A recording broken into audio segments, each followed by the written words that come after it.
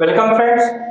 स्वागत है आप सभी का समृद्धि क्लासेस के डिजिटल प्लेटफॉर्म पर, जहां मैं अजय वाकरीवाल आज वापस से लेकर उपस्थित हुआ हूं आपके सामने एक नया टॉपिक। जो हमने समृद्ध सूचना सहायक की जो क्लासेस स्टार्ट की हैं, रिवीजन क्लासेस, उन क्लासेस में हमने कुछ टॉपिक कर लिए हैं। आज हमारा जो नेक्स्ट टॉपिक चलने वाला है वो है नेटवर्क डिवाइसेस। हमने नेटवर्क आर्किटेक्चर, नेटवर्क डिवाइसेस आज स्टार्ट किया है। तो नेटवर्क डिवाइसेस का जो हमारा पहला क्वेश्चन बनता है वो है हमारा कि नेटवर्क डिवाइसेस होती कौन कौन सी हैं, उनका यूज कैसे कैसे होता है। जब हम एक नेटवर्क क्रिएट करते हैं तो उस नेटवर्क को क्रिएट करने के अंदर उसके कुछ प्रोटोकॉल्स होते हैं, उनकी कुछ केबल्स होती हैं। केबल्स के माध्यम से जब हम नेटवर्क को क्रिएट करते हैं तो किस प्रकार की डिवाइस को हम यूज करेंगे, उसका यूज करने के लिए उसका कारण क्या होगा, रीजन क्या होने वाला है, प्रोटोकॉल्स किस प्रकार के होने चाहिए, कौन से प्रोटोकॉल के लिए हमें कौन सी डिवाइस का यूज करना होगा। इसमें आपका जो टॉपिक होने वाला है ये काफी लेंथी टॉपिक है और यहाँ से सबसे ज्यादा क्वेश्चन भी आपको पूछे जाते हैं।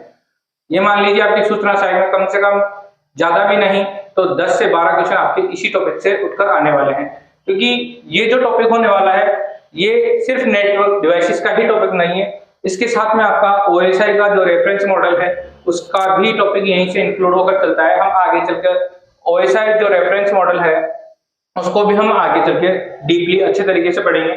ठीक है, तो आज शुरुआत करते हैं हमारे नए टॉपिक के साथ में। जो हमारा पहला टॉपिक रहने वाला आज का वो है नेटवर्क डिवाइसेस।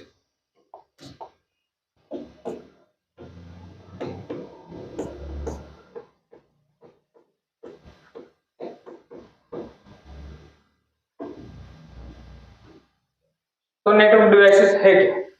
नेटवर्क डिवाइसेस जो हम पढ़ेंगे, पहली बात तो यह है कि वो जितनी भी डिवाइसेस है वो सारी की सारी क्या है, हमारे पास एक हार्डवेयर डिवाइसेस है, यानी कि आपको हार्डवेयर में वो देखने के लिए मिलेंगी वो सभी डिवाइसेस। अब जब भी हम दो या दो से अधिक कितनी भी जो डिवाइसेस हैं उन सभी डिवाइसेस को जब आपस में कनेक्ट करते हैं तो कनेक्ट करने के लिए हमें आपस में कनेक्ट करने के लिए कोई ना कोई एक हार्डवेयर डिवाइस चाहिए होगी जो उन सभी को एक नेटवर्क में सम्मिलित कर सके, नेटवर्क बना सके। ठीक है, तो हम यहाँ पर एक परिभाषा के तौर पे एक लाइन लिख सकते हैं। देखिए, एक हार्डवेयर डिवाइस है, क्या है, नेटवर्क डिवाइस एक हार्डवेयर डिवाइस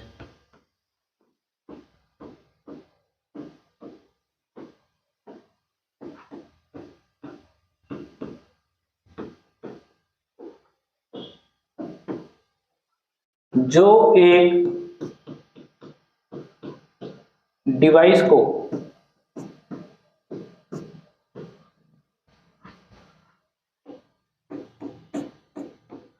अन्य डिवाइस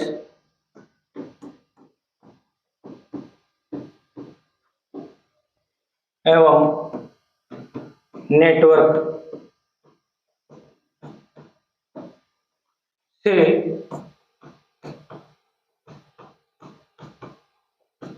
जोड़ने के काम आती है।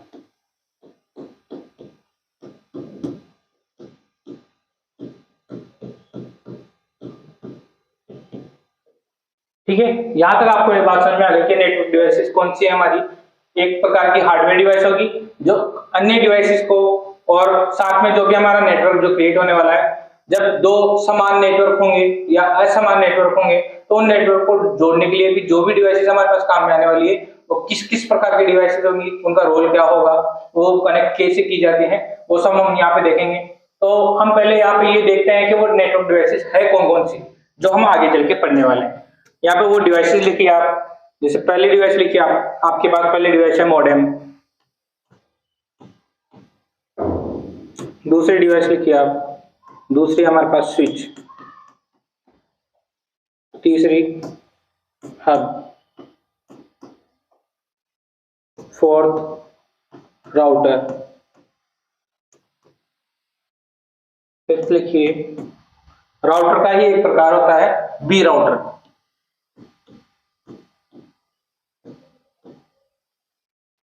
सिक्स लिखिए आप, गेटवे।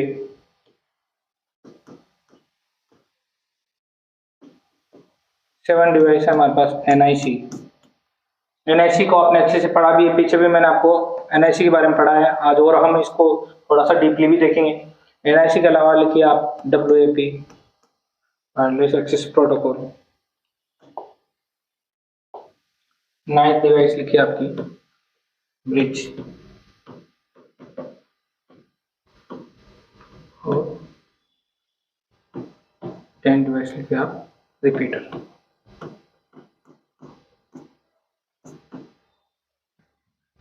यहाँ पर ये आपकी 10 डिवाइसेस हैं।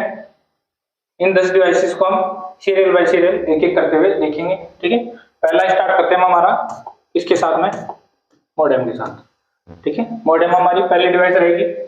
यहाँ पर इन सभी जो डिवाइसेस हैं, इन सभी डिवाइसेस को मैंने आपको जैसे बताया कि जो भी डिवाइसेस होंगी उनको निर्धारित करने के लिए, उनको फिक्स करने के लिए हमने एक ढांचा तैयार किया हुआ है। ढांचा समझिए आप, नॉर्मली एक डायग्राम होता है जो हमारा OSI रेफरेंस मॉडल के नाम से हम उसको जानते हैं। वो एक रेफरेंस मॉडल है। उस रेफरेंस मॉडल के अकॉर्डिंग हमने डिवाइसेस को अलग अलग भागों में रखा हुआ है। आप OSI जो रेफरेंस मॉडल है हमारा, वहां पे कुछ लेयर्स बनी हुई है। वो वैसे फिजिकली एग्जिस्ट करती नहीं है, लेकिन उनको लॉजिकली तौर पे उनको कैटेगराइज किया गया है। उन कैटेगरीज के अकॉर्डिंग हमने हर लेयर के अकॉर्डिंग हर डिवाइसेस को अपने अपनी जगह पे रखा हुआ है, कौन सी लेयर में कौन सी डिवाइस हमारी आने वाली है। ठीक है, अब हम इन डिवाइसेस को देखेंगे कि डिवाइसेस हमारी उस रेफरेंस मॉडल के अकॉर्डिंग कहाँ पे एग्जिस्ट करती है। ठीक है, तो हम यहाँ पर अब देखते हैं वो OSI रेफरेंस मॉडल हमारा कौन सा है। OSI रेफरेंस मॉडल है हमारे पास। पहला हमारे पास क्या है, OSI रेफरेंस मॉडल। इस OSI रेफरेंस मॉडल को हम आगे चल के और भी अच्छे से देखेंगे। अभी जो मैं आपको बताने वाला हूँ, ये रेफरेंस मॉडल जो होगा हमारा, थोड़ा सा मैं आपको कम विस्तार में बताऊंगा, सिर्फ जो हमारी नेटवर्क डिवाइसेस होंगी उनके तरीके से बताऊंगा। OSI रेफरेंस मॉडल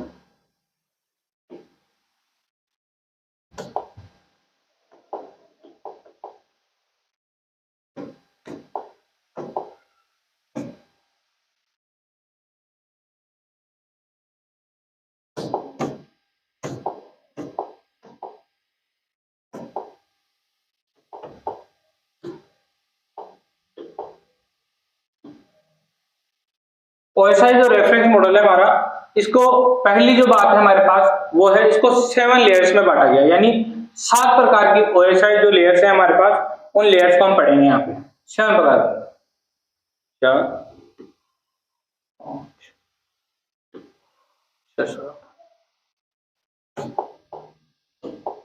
ठीक है, ये 7 प्रकार की OSI जो लेयर्स हम जो पढ़ेंगे, इनमें जो हमारा पहला जो क्वेश्चन पुट अप होता है, वो पहला क्वेश्चन ये है कि इन लेयर्स के नाम कौन कौन से होने वाले हैं। तो आपको एक तो इनके नाम भी याद होने चाहिए। दूसरा, जो आप इनके नाम याद करने वाले हैं, उन लेयर्स के नाम आपको कैटेगरी के अकॉर्डिंग, यानी कि कौन सी लेयर फर्स्ट है, कौन सी लेयर सेकंड है, वो भी आपको सीरियल वाइज याद होनी चाहिए। आपको दोनों तरीके से याद होना चाहिए, यानी कि असेंडिंग ऑर्डर में और डिसेंडिंग ऑर्डर। यानी कि 7th लेयर से भी स्टार्ट करें तो कौन सी लेयर आने वाली है, 7, 6, 5, और अगर हम फर्स्ट लेयर से स्टार्ट करते हैं तो 1, 2, 3, आपको 7 लेयर्स पूरी याद होनी चाहिए। एग्जाम में क्वेश्चन किधर से भी आ सकता है। ठीक है, तो आपको इन 7 लेयर्स के नाम याद करने के लिए मैं आपको सीधा सा एक सुझाव दे रहा हूं। आप याद रखिए APSTN, पिस्टन होते हैं छल्ले, तो उनको हम पिस्टन के नाम से याद रख लेते हैं। तो ए पिस्टन DP, ठीक है, ये आपकी 7 लेयर्स हो गई यहाँ पे, ए पिस्टन DP। ठीक है, अब इनका नाम देखिए कैसे कैसे इनके नाम होने वाले। ऐसे आपको जो लेयर आने वाली है वो है एप्लीकेशन लेयर।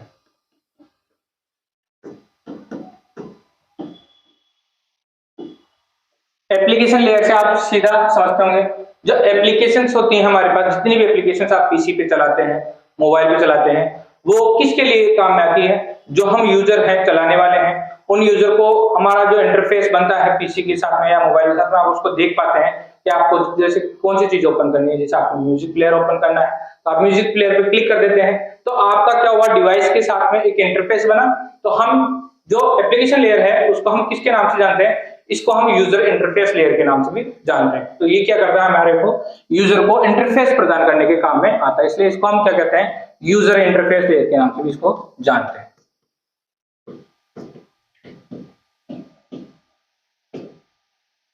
यहां तक हो गया। दूसरी जो हमारी आने वाली है, दूसरी हमारे पास प्रेजेंटेशन लेयर।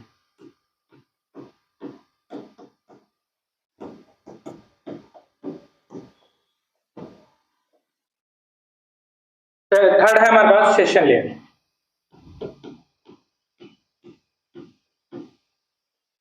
7th होने वाली है ट्रांसपोर्ट लेयर।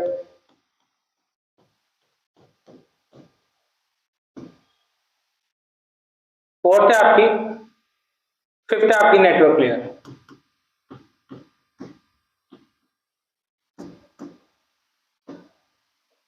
फिर आपकी डाटा लिंक लेयर। अंतिम फिजिकल लेयर।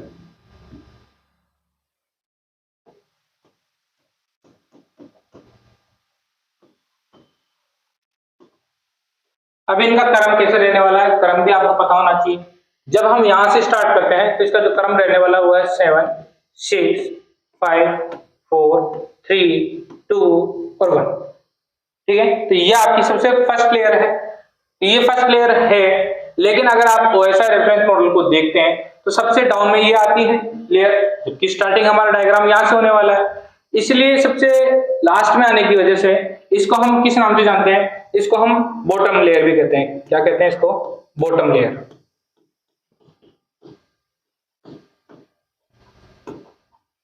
और यहाँ पे जो हमने एप्लीकेशन लेयर देखी, ये हमें क्या प्रदान करती है? इंटरफेस प्रदान करती है। इसलिए हम इसको यूजर इंटरफेस लेयर के नाम से भी जानते हैं। साथ ही में जैसे कि मैंने आपको बताया कि OSI मॉडल में ये सबसे बॉटम लेयर है, तो ये सबसे टॉप पे आ रही है, इसीलिए इसको हम दूसरे किस नाम से जानेंगे? इसको हम टॉप लेयर के नाम से भी जानते हैं। यहां तक आपको बात समझ में आ गई? 7 लेयर्स हैं, ये सबसे बॉटम लेयर है, ये टॉप लेयर है हमारे पास। ठीक है, आगे चलते हैं। इसमें देखिए, अब डिवाइसेस की बात करते हैं, लेकिन डिवाइसेस की बात करने से पहले हमें ये समझना होगा कि इनमें जब हम डाटा लेते हैं, प्रत्येक डिवाइस और प्रत्येक जो हमारा OSI मॉडल में जो लेयर आने वाली है वो किसी ना किसी डाटा पे वर्क करेगी। लेकिन आपको पता है जब पूरा डाटा होता है तो वो डाटा को हम कंप्लीट डाटा को एक साथ नहीं रखते हैं। डाटा जो बनता है वो पहले पैकेट्स में बनता है, पैकेट से भी अगर उसका छोटा रूप देखा जाए तो वो फ्रेम्स में डिवाइड होता है, और फ्रेम से भी छोटा देखें अगर हम तो वो सेगमेंट में डिवाइड होता है, और सेगमेंट से भी छोटा देखा जाए तो फिर वो बिट्स के फॉर्म में हमारे पास आता है। और बिट क्या होती है, मैंने आपको जो बताया शुरुआत से ही, एक बाइट जो होती है वो हमारी 1 बिट के इक्वल होती है। तो 1 बिट के इक्वल होती है, यानी कि हमारे पास 8 बिट्स होती हैं। तो हमारा जो कंप्यूटर जो डिजिटल में काम करता है, तो आप एक बात याद समझिए, जैसे अगर मान लीजिए आपको जो डिजिट देनी है, जैसे मान लीजिए आपने कंप्यूटर में 1 की एंट्री करानी है आपको, तो आपको 1 की एंट्री कराने के लिए आपको बिट्स के फॉर्म में जो डाटा रीड करता है वो केवल डिजिटल डाटा रीड करता है। और डिजिटल डाटा को रीड करने के लिए जो हमने कोड बना रखा है, जो आप आगे चल के बाइनरी कोड पढ़ेंगे, तो 1 के लिए हमारे पास कोड कौन सा होने वाला है? 0001। ठीक है, तो ये हमारा बिट्स की फॉर्म में हो गया डाटा। ठीक है, तो अब इस बिट्स की फॉर्म में बनाने के लिए हमारे पास सबसे छोटी इकाई क्या है? हमारे पास सबसे छोटी इकाई है हमारी बिट। ठीक है, यहाँ तक आपको बात समझ में? तो हमारी जो सबसे बॉटम लेयर है फिजिकल लेयर, वो किस पे काम करने वाली है? वो काम करेगी हमारी बिट्स पे। यहाँ तक आपको बात समझ में आ गई? चलिए, तो हमारे यहाँ पे जो फिजिकल लेयर है वो किस पे काम करेगी? बिट्स पे। तो अब हम देखते हैं कि कौन कौन सी लेयर कौन कौन से डाटा पर काम करने वाली है। मैं इसको थोड़ी देर के लिए मिटा देता हूं, इसको आप इसके साथ यूजर इंटरफेस लेयर। ठीक है, आगे चल के हम इनको बाद में भी देखेंगे।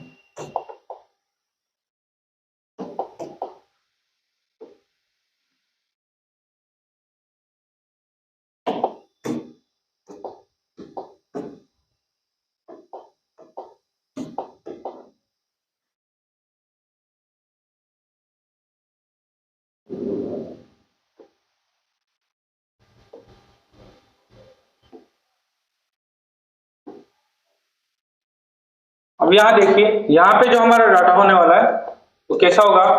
फिजिकल लेयर में जो हमारा डाटा रहने वाला है वो रहेगा बिट्स के फॉर्म में, बिट्स। ठीक है, इसके बाद में जब बहुत सारी बिट्स को जोड़ी जाएगी, जैसे 1 2 3 4 ऐसे प्रकार से हमने जैसे कोई नंबर बनाया, जैसे 1 2 3 हमने एक नंबर बनाया, ये मान लीजिए जैसे 97 बनाया, ए आपने डिजिट रखी है कोई सी। तो जब इन बिट्स को मिलाया जाएगा तो बिट्स को मिलाने के बाद में वो हमारा क्या बन जाएगा? एक फ्रेम। तो उसको हम क्या मानेंगे? एक फ्रेम। इनको हम आगे चल के और डीपली पढ़ने वाले हैं धीरे धीरे। अभी आप इनको सिर्फ ऊपरी तौर पर समझिएगा कि आपको ये नाम याद हो जाए, कौन से भी लेयर में आपके पास डाटा कौन से फॉर्म में होता है। तीसरा जो हमारा है नेटवर्क लेयर, इसमें जो डाटा रखा जाता है वो रखा जाता है पैकेट्स के फॉर्म में। अब यहाँ पे छोटे छोटे पैकेट्स बन जाएंगे। आपने देखा होगा आप जब व्हाट्सएप कॉलिंग करते हैं, अदर जो एप्लीकेशन होती है जैसे इंस्टाग्राम हो गई, टेलीग्राम हो गई, वहां पे आपने देखा होगा जब आप वॉइस कॉलिंग करते हैं तो आपकी जो वॉइस होती है उसमें डिफरेंस होता है, यानी कि आप जब कॉलिंग के दौरान आप बात करते हैं तो आपकी वॉइस जाती है, उसमें थोड़ा सा डिले होता है, उसके बाद में सामने वाली वॉइस आप तक पहुंचती है। वहां पे जो डाटा सेंड हो रहा है वो पैकेज के फॉर्म में सेंड हो रहा है, इसकी वजह से ही आपको डाटा में डिले मिलता है आपको। तो यहाँ पे जो डाटा फ्लो होता है वो नेटवर्क लेयर में वो पैकेज के फॉर्म में होता है। पैकेज के बाद में ट्रांसपोर्ट लेयर पे जो हमारा डाटा होता है वो होता है सेगमेंट फॉर्म में, सेगमेंट। और सेगमेंट के बाद में जो हमारा डाटा होने वाला है वो किस फॉर्म में आ जाता है, डाटा के फॉर्म में। तो तीनों जो लेयर्स में हमारा जो डाटा रहेगा वो किस फॉर्म में रहेगा, डाटा।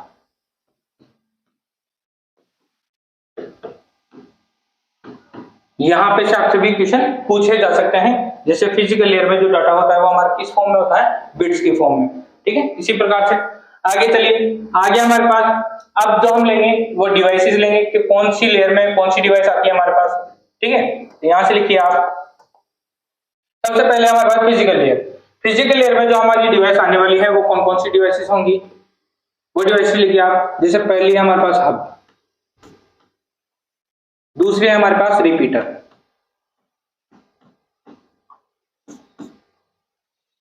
ठीक है। सेकंड डिवाइस लिखिए आप, सेकंड अगली वाली डाटा लिंक लेयर में कौन कौन सी डिवाइसेस आने वाली, वो है हमारे पास जैसे स्विच, ब्रिज और एनआईसी, नेटवर्क इंटरफेस कार्ड, ठीक है। थर्ड लिखिए आप नेटवर्क लेयर। नेटवर्क लेयर में कौन कौन सी डिवाइसेस रहेंगी हमारे पास, जैसे पहली रहेगी हमारे पास राउटर, ठीक है। यहां तक आपको डिवाइसेस समझ में आ गई। इसके आगे चलिए, यहाँ पे अब जो बच जाते हैं हमारे पास चार लेयर्स जो बची हुई हैं, उन चारों लेयर्स पे हमारे पास जो डिवाइस वर्क करने वाली है वो डिवाइस कौन सी होगी हमारी,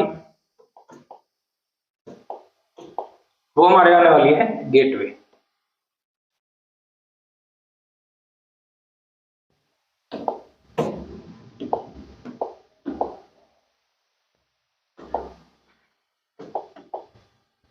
ये कौन सी डिवाइस है हमारे पास, गेटवे।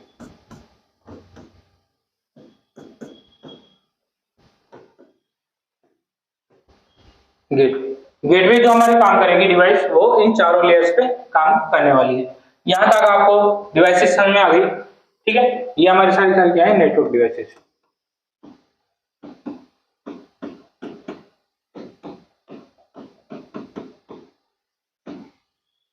यहां तक। अब इसके बाद में एक पोर्शन और होता है आपका, जो होता है जैसे कि अगर आप सभी डिवाइसेस को कनेक्ट करते हैं तो डिवाइसेस को कनेक्ट करने के बाद में आपका जो नेटवर्क बनता है वो किस प्रकार का नेटवर्क होने वाला है। हो सकता है वो इंटर नेटवर्किंग है आपका नेटवर्क हो, या इंट्रा नेटवर्किंग हो, एक्स्ट्रा नेटवर्किंग हो। तो ये सभी जो होंगे हम पहले इन डिवाइसेस को पढ़ेंगे, पढ़ने के बाद हम देखेंगे हमारे पास जो नेटवर्क क्रिएट होने वाला है वो किस प्रकार का होगा। तो पहले हम यहाँ से डिवाइसेस को पढ़ना शुरू करते हैं। पहली डिवाइस जो आपके पास में है वो पहली डिवाइस कौन सी है, पहली जो हम पढ़ने जा रहे हैं वो है first device modem. Modem device है हमारे पास पहली।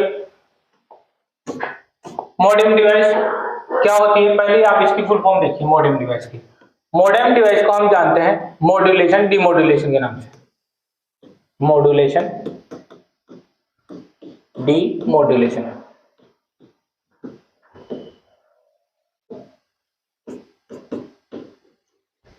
जैसा कि आपको डायग्राम में दिख ही रहा होगा, ये हमारी जो डिवाइसेस होती हैं ये आपकी कौन सी होती हैं, मॉडेम होती है आपकी, नेटवर्क को कनेक्ट करने के यूज में आती हैं आपकी ये डिवाइसेस, ठीक है। ये वाईफाई मॉडेम है आपके पास जो एक्सटर्नली आप पीसी में लगा सकते हैं, और ये भी आपके एक्सटर्नली मॉडेम है आपके पास, ठीक है। ये आपके वायर्ड पे काम करेगी, आपकी वायरलेस काम करती है, ठीक है। यहाँ पर देखिए आप मॉड्यूलेशन डीमॉड्यूलेशन के कार्य में यूज आती है। अब नॉर्मली मॉड्यूलेशन होता क्या है, डीमॉड्यूलेशन होता क्या है, वैसे तो हम आगे चल के भी इसको समझेंगे, लेकिन आप जैसे एक बात समझिए पहले कि मॉड्यूलेशन होता क्या है। आपको पता है जो आपका पीसी होने वाला है वो पीसी किस रूप में कार्य करता है आपका, वो करता है डिजिटल में। क्या है? Digital computer. डिजिटल कंप्यूटर है तो जो आपकी भाषा समझने वाला है वो कौन सी भाषा समझेगा? 0 1 0 0 1 0। ठीक है, ये आपकी डिजिटल जो आपका पीसी है, कंप्यूटर है, जो भी आपका डिवाइस है वो सब यही भाषा समझता है। अब इस भाषा को समझने के लिए हमारे पास जो मोडेम होती है वो मोडेम किस आधार पर काम करती है? वो करती है सिग्नल के आधार पर कार्य। तो जो भी हमारी डिवाइसेस होने वाली हैं वो डिवाइस सिग्नल पे कार्य करती है और उस सिग्नल को नेटवर्क को सेंड किया जाता है। उसी के बाद में जब हमारे पास सेकंड जो डिवाइस होती है, जैसे आप जो यहाँ पे ये मान लीजिए आपका सेंडिंग डिवाइस है, कुछ भी डाटा सेंड कर रही है यहाँ पे, और सेकंड जो हमारे आने वाली है वो रिसीविंग डिवाइस है आपके पास एक। ठीक है, यहाँ से जो भी हमारा सिग्नल होगा वो सिग्नल जब सैटेलाइट पे भेजा जाएगा किसी भी तरीके से, यहाँ पे मान लीजिए आपकी कोई सैटेलाइट है, ठीक है, यहां से वो सिग्नल जाता है। जब सिग्नल जाएगा उस सिग्नल में कई प्रकार की नॉइसेस भी ऐड होती हैं, कई प्रकार के डिस्टॉर्शन क्रिएट होते हैं। हो सकता है दूरी अधिक होने की वजह से वो जो सिग्नल होगा आपका उसकी जो स्ट्रेंथ होने वाली है वो स्ट्रेंथ भी उसकी वीक हो सकती है। स्ट्रेंथ क्या हो जाएगी? उसकी वीक हो जाएगी। तो इन सभी समस्याओं से दूर होने के लिए हम क्या करते हैं? मॉड्यूलेशन डिमॉड्यूलेशन की टेक्निक का यूज करते हैं। यहाँ पे आपको इतनी सी बात समझनी है अभी यहाँ पे, ठीक। तो यहाँ पर इन सभी समस्याओं को दूर करने के लिए हम क्या करते हैं? मॉड्यूलेशन डिमॉड्यूलेशन की टेक्निक का यूज करते हैं। जब हमारा मान लीजिए जैसे सिग्नल वीक होगा तो हमारा मॉड्यूलेटर के मॉडेम क्या करेगी? उस सिग्नल की स्ट्रेंथ को बढ़ाएगी। नॉइस और डिस्टॉर्शन की समस्या क्रिएट हो सकती है, इसलिए नॉइस और डिस्टॉर्शन से दूर होने के लिए क्या करेंगे? हमारा जो भी ओरिजिनल सिग्नल रहने वाला है उस ओरिजिनल सिग्नल में हम एक कैरियर सिग्नल को ऐड करते हैं, यानी कि सुपर इंपोज किया जाता है दोनों सिग्नल्स को, ओरिजिनल सिग्नल को और कैरियर सिग्नल को। और जब वो सिग्नल हमारे पास पहुंच जाता है और जब रिसीविंग एंड पर सिग्नल को लिया जाता है तो यहाँ पर हमारे पास जो टेक्निक काम में ली जाती है वो कौन सी ली जाती है? डिमॉड्यूलेशन। और यहाँ पे जो आप टेक्निक काम में लेते हैं वो कौन सी लेते हैं? मॉड्यूलेशन। यहां से आपने सिग्नल को मॉड्यूलेट किया, जब रिसीविंग एंड पे आपके पास कोई सी भी आपके पास डिवाइस पे जब सिग्नल मिलते हैं आपको तो वहां पे उस सिग्नल को पहले क्या किया जाता है? डिमॉड्यूलेट किया जाता है। वहां से आपका कैरियर सिग्नल रिमूव किया जाता है। जो ओरिजिनल सिग्नल होता है आपका वो उसी फॉर्म में आपको मिलता है जिस फॉर्म में वो सेंड किया गया था, और यहीं पर आपका जो सिग्नल होता है वो आपकी बिट्स के फॉर्म में वापस से कन्वर्ट किया जाता है और पीसी की समझने लायक उसको बनाया जाता है। इतनी सी आपको बात समझ में आई होगी मेरे को लगता है यहाँ पे, ठीक है। इस बात को हम आगे चल के भी और डिटेल में देखेंगे। यहाँ पर आपको मॉड्यूलेशन और डिमॉड्यूलेशन वाली बात समझ में आई। आगे चलते हैं।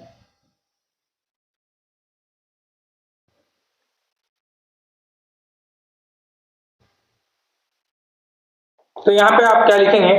यहाँ पे हम लिख सकते हैं कि जो हमारा मॉड्यूलेशन होता है और डिमॉड्यूलेशन होता है, तो मॉड्यूलेशन हमारा क्या करेगा? जो डिजिटल सिग्नल होने वाला है हमारा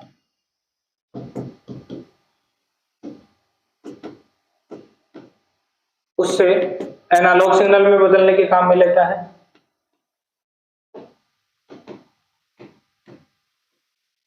और डिमॉड्यूलेशन क्या करता है? हमारे पास जो एनालॉग सिग्नल है जो यहां प्राप्त हुआ है उस एनालॉग सिग्नल को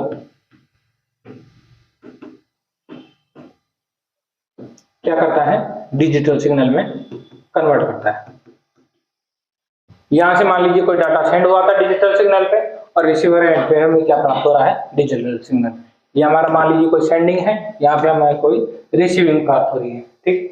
यहाँ से आपको समझ में आया कि मॉड्यूलेशन टेक्निक क्या करेगी? आपको डिजिटल सिग्नल को, यानी कि आपकी जो भी कोई 0 1 0 0 0 जो भी रहने वाला है उसको वेव फॉर्म में आपकी साइन वेव या किसी भी प्रकार की वेव में कन्वर्ट करेगा। उसी साइन वेव एनालॉग सिग्नल को आपके पास ही क्या करेगा? डिजिटल फॉर्म में यानी 0 1 1 की फॉर्म में कन्वर्ट करने वाला है। यहाँ तक आपको बात समझ में आई, ठीक है। इसके आगे चलते हैं। ये हमारे पास जो मॉड्यूलेट है, मॉड्यूलेशन सिग्नल, ये क्या कर रहा है? ये हमारे पास ट्रांसमिशन करने के काम में आ रहा है, इसलिए हम इसको क्या कहेंगे? ये ट्रांसमीटर है। और यहाँ पर जो हमें रिसीव हो रहा है ये क्या है? हमारा रिसीवर,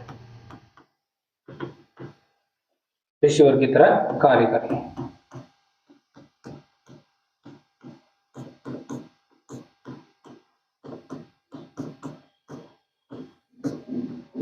ठीक है।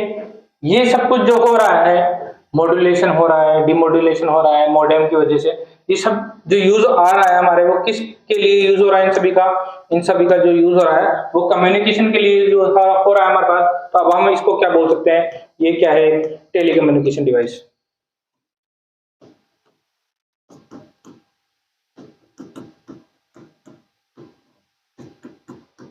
क्या है? टेलीकम्युनिकेशन नेटवर्क डिवाइस है जो कि टेलीफोन नेटवर्क में कार्य करती है। टेलीफोन नेटवर्क,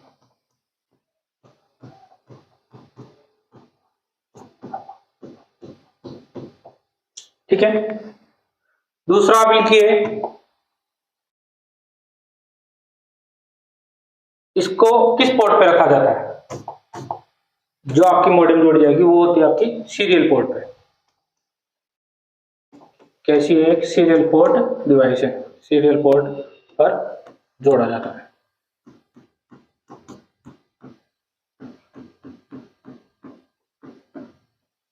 ठीक है।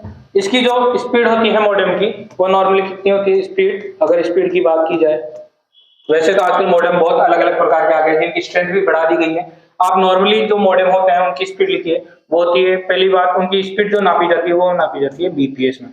और बीपीएस की जो फुल फॉर्म होती है वो क्या होती है? बिट्स पर सेकेंड। बिट्स पर सेकेंड, ठीक है। यहां तक हो गया आपका मॉडेम। इसके बाद में मॉडेम में और देखिए, जो मॉडेम को कनेक्ट किया जाता है उसमें जो केबल्स यूज होती है वो कौन कौन से प्रकार की केबल्स यूज होती है हमारे पास? एक होती है हमारे पास ट्विस्टेड पेयर केबल,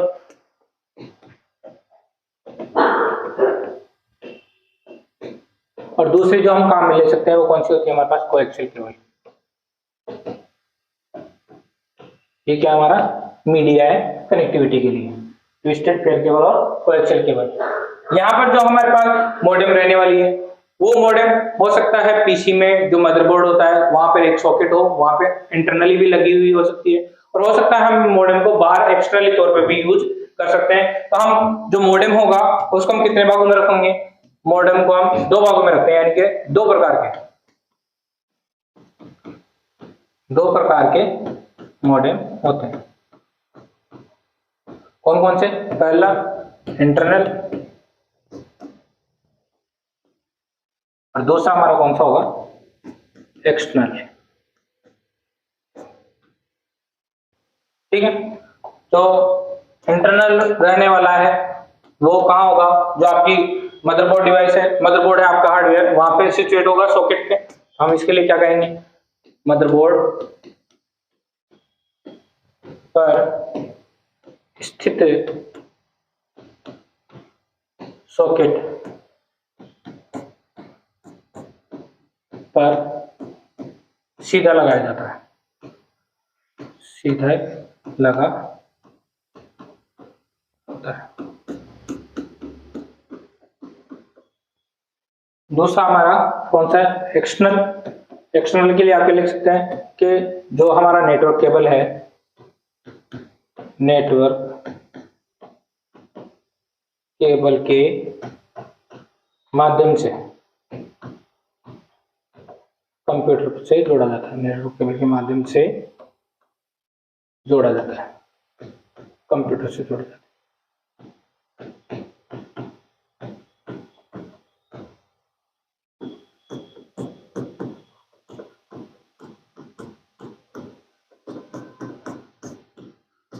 ये आपको दोनों प्रकार के मॉडेम यहाँ पर समझ में आ गए, इंटरनल और एक्सटर्नल। अगर इनको भी आपको नॉर्मली समझना है तो समझने के तरीके से आप समझिए कि आपने कई बार, जैसे हमारा लैपटॉप है, ठीक है, लैपटॉप में भी मॉडेम वर्क करता है, ठीक है। तो वो का वहां पे जो उसका मदरबोर्ड है लैपटॉप का, वहां पे इंटरनली जो सॉकेट होगा, जैसे सीपीयू का एक सॉकेट होता है, उसी प्रकार से मॉडेम का भी एक सॉकेट रखा जाता है। उस सॉकेट पे मॉडेम इनबिल्ट ही लगी हुई होती है पहले से, जो आपके नेटवर्क प्रोवाइड करने का आपको कार्य करती है। इसी प्रकार से जो हमारे जो पीसी होते हैं, जो घरों में लगे हुए रहते हैं, उन पीसी में मॉडेम नहीं होती, तो हम क्या करते हैं? एक्सटर्नली मॉडेम परचेज करते हैं। कई बार कंपनीज का भी मिलता है जिनमें उनकी सिम भी लगती है, आपको पता होगा। जो आपके सिम की फुल फॉर्म आपको वो पता है, सब आगे चल के देख लेंगे। तो उनको एक्सटर्नली तरीके से पीसी पे लगाया जाता है, जो आपको नेटवर्क प्रदान करती है। तो ये दोनों प्रकार की मॉडेम हो गई हमारी। सेकंड डिवाइस लिखिए आप। सेकंड डिवाइस कौन सी है हमारी? सेकेंड डिवाइस पढ़ते हैं हम एनआईसी। जब बात नेटवर्क की हुई है तो एनआईसी, ठीक है। एनआईसी फुल फॉर्म लिखिए, नेटवर्क इंटरफेस कार्ड, ठीक है। इसको और किस किस नाम से जानते हैं हम? एनआईसी की हमने पहले भी बात की है, तो इनके नाम भी लिख लीजिए जो एग्जाम में आपको कंफ्यूज कर देते हैं कि इसको कभी किस नाम से बोल दिया जाता है, कभी किस नाम से बोल दिया जाता है। पहला इसको जो हम बोलते हैं वो बोलते हैं नेटवर्क अडेप्टर, नेटवर्क अडेप्टर, इसको नेटवर्क अडेप्टर भी बोलते हैं। इसी को हम इथरनेट कार्ड भी बोलते हैं,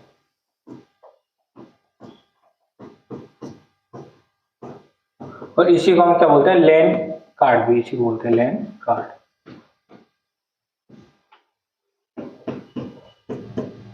लैन कार्ड। ये तीनों इसी के नाम है, नेटवर्क अडेप्टर, इथरनेट कार्ड और लैन कार्ड, ठीक है।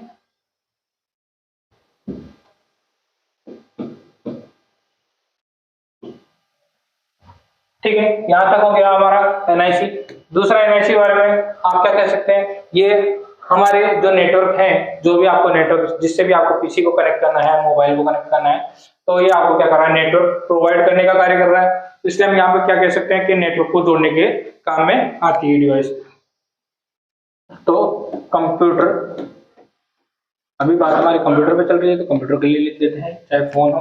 कंप्यूटर को नेटवर्क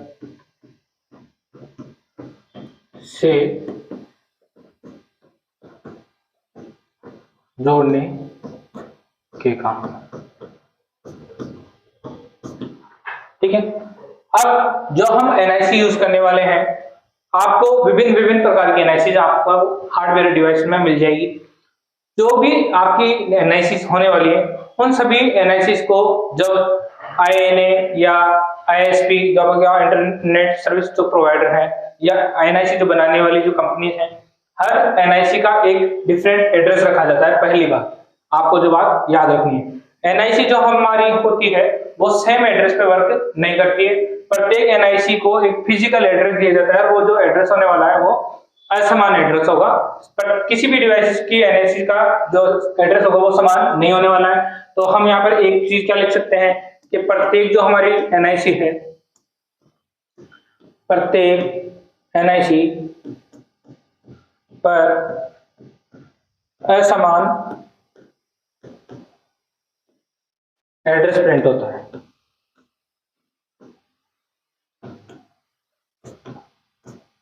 प्रिंट होता है। और जो एड्रेस होता है वो कैसा होगा हमारा? वो होगा फिजिकल एड्रेस, यानी जो डिवाइस होने वाली है उस डिवाइस का खुद का एक फिजिकल एड्रेस होगा। तो इसमें हम दूसरा क्या कहेंगे इसको? वो एड्रेस कैसा होगा? वो होता है हमारे पास फिजिकल एड्रेस,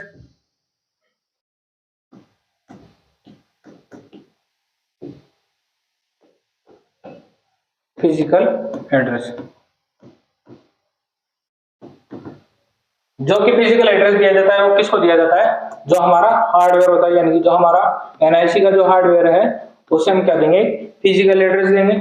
और जो फिजिकल एड्रेस होता है उस फिजिकल एड्रेस को हम कंप्यूटर की लैंग्वेज में किस नाम से जानते हैं? उसे हम जानते हैं मैक एड्रेस, मैक एड्रेस। और मैक एड्रेस की फुल फॉर्म भी लिख लीजिए साथ ही साथ। मैक एड्रेस में यानी कि आपका जो मैक की फुल फॉर्म कैसे है? मीडिया एक्सेस कंट्रोल, ठीक है। यहां तक आपको बात समझ में आ गई कि प्रत्येक एनआईसी पर एक असमान एड्रेस प्रिंट होता है, वो आपका हार्डवेयर एड्रेस होगा, उसी को आप फिजिकल एड्रेस भी कहेंगे, उसी को हम मैक एड्रेस के भी नाम से जानते हैं, ठीक है। बाद में हम प्रत्येक डिवाइसेस के बारे में जो उनका मैक एड्रेस होता है, आईपी एड्रेस होता है, इनको भी हम डिटेल से आगे चल के भी पढ़ेंगे। अभी आप जो हमारा टॉपिक चल रहा है उसके लिए आपको इतना ही समझना है, इससे ज्यादा डीप अभी नहीं जाना आपको, बाद में हम डीप आगे चलते रहेंगे, ठीक है। अब यहाँ पर जो बात आती है, जो हमने एनआईसी ली है उस हार्डवेयर से जब हम इंटरनेट को जोड़ेंगे, ठीक है, तो जोड़ने के लिए आपके पास उस केबल, जो भी हम केबल प्रयोग करने वाले हैं, उस केबल के साथ में आपको एक अडेप्टर की भी जरूरत पड़ने वाली है। वो जो अडेप्टर आपका होगा, ठीक है, वो कौन सा होगा? आपको नेटवर्क से जोड़ने के लिए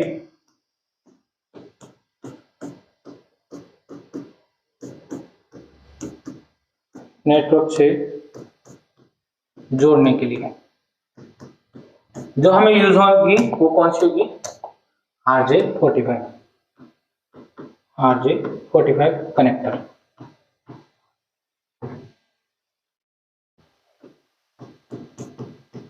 RJ45 ये क्या हमारा कनेक्टर है, इसका का यूज किया जाता है।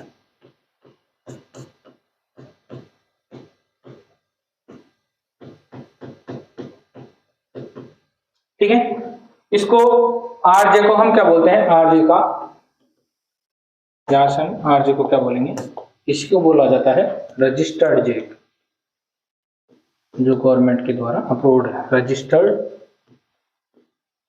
जैक। रजिस्टर्ड जैक 45 कनेक्टर होता है हमारा, जो NIC को केबल के माध्यम से जोड़ने के लिए आप यूज में लेंगे। मैं अभी आपको डायग्राम के माध्यम से भी समझाऊंगा कि RJ45 जैक होता कैसे है। ये RJ45 जैक अकेला नहीं है, इसके और सिमिलर रूप है। RJ45 के अलावा और भी बहुत सारे जो है वो आपके जैक हैं अलग अलग, वो अलग अलग केबल्स के माध्यम से जोड़ने के लिए यूज में ले जाते हैं। ठीक है, दूसरा यहाँ पर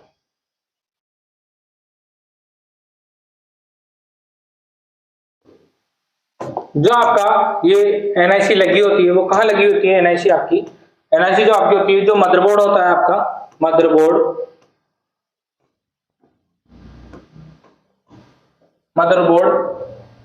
पर स्थित जो आपका एक्सपेंशन स्लॉट होता है उस स्लॉट पे लगाई जाती है, एक्सपेंशन स्लॉट पर स्थित होती है। ठीक है, यहां तक आपको पूरी बात समझ में आ गई। जो NIC है हमारी, उसको नेटवर्क एडेप्टर, इथरनेट कार्ड और लैन कार्ड के नाम से जानते हैं। कंप्यूटर को नेटवर्क से जोड़ने के लिए भी काम में आती है। प्रत्येक NIC पे एक समान एड्रेस होता है, जो कि फिजिकल एड्रेस होगा, हार्डवेयर एड्रेस होगा। हार्डवेयर एड्रेस को हम मैक एड्रेस के नाम से जानते हैं। मीडिया एक्सेस कंट्रोल आपका इसका फुल फॉर्म हो गया। और यहाँ पर जो उसको जोड़ा जाएगा केबल के माध्यम से, तो हम कौन सा जैक यूज करने वाले हैं, RJ45, जो कि एक रजिस्टर्ड जैक है, कनेक्टर का यूज किया जाएगा। और मदरबोर्ड पर जब NIC को लोकेट किया जाता है तो वो कहाँ लोकेट किया जाता है, उसको एक्सपेंशन स्लॉट पर लोकेट किया जाता है। अब हम डायग्राम के माध्यम से देख लेते हैं। यहाँ पे ये देखिए, ये आपकी कौन सी है, ये इस प्रकार का जो होता है, ये होता है आपका NIC। ये आपकी एक प्रकार की NIC, ये हमारी हार्डवेयर डिवाइस हो गई पूरी की पूरी। ये इससे आपका जो मदरबोर्ड होता है, वहां पे मदरबोर्ड पे इसको जोड़ा जाता है। यहाँ से जैसे आपने कई बार आप PC ओपन किया होगा, आपने मदरबोर्ड ओपन किया है, मदरबोर्ड पे जैसे हम रैम लगाते हैं, उसी प्रकार से NIC को उसके ऊपर पुट किया जाता है। जगह होती है, उसका स्लॉट होता है, वहां पे इसको यहाँ से लगाया जाता है। लगाने के बाद में यहाँ पर आपको जो पॉइंट दिखाई दे रहा है, ये है आपका इथरनेट पोर्ट। क्या है ये पोर्ट, इथरनेट पोर्ट। यहाँ पे इस इथरनेट पोर्ट पर हम RJ45 जो हमारा कनेक्टर होगा, उसके माध्यम से हम केबल को यहाँ पर जोड़ा जाएगा। ये हो गया आपका, ये जो है आपका RJ45, ये आपका कनेक्टर रहने वाला है। इस प्रकार का ये कनेक्टर होता है, आपको अच्छे से दिख रहा होगा यहाँ पे। और यहाँ पे ये बाकी की केबल है। केबल हम कोई सी भी यूज में ले सकते हैं, जैसे ट्विस्टेड पेयर केबल हो गई आपकी। ठीक है, यहाँ पे आपका RJ45 कनेक्टर है। जो RJ45 हमारा कनेक्टर होता है, उस कनेक्टर को जब जोड़ा जाता है, तो जोड़ने से पहले जो हमारी केबल होती है, जैसे जो हमारी ट्विस्टेड पेयर केबल है,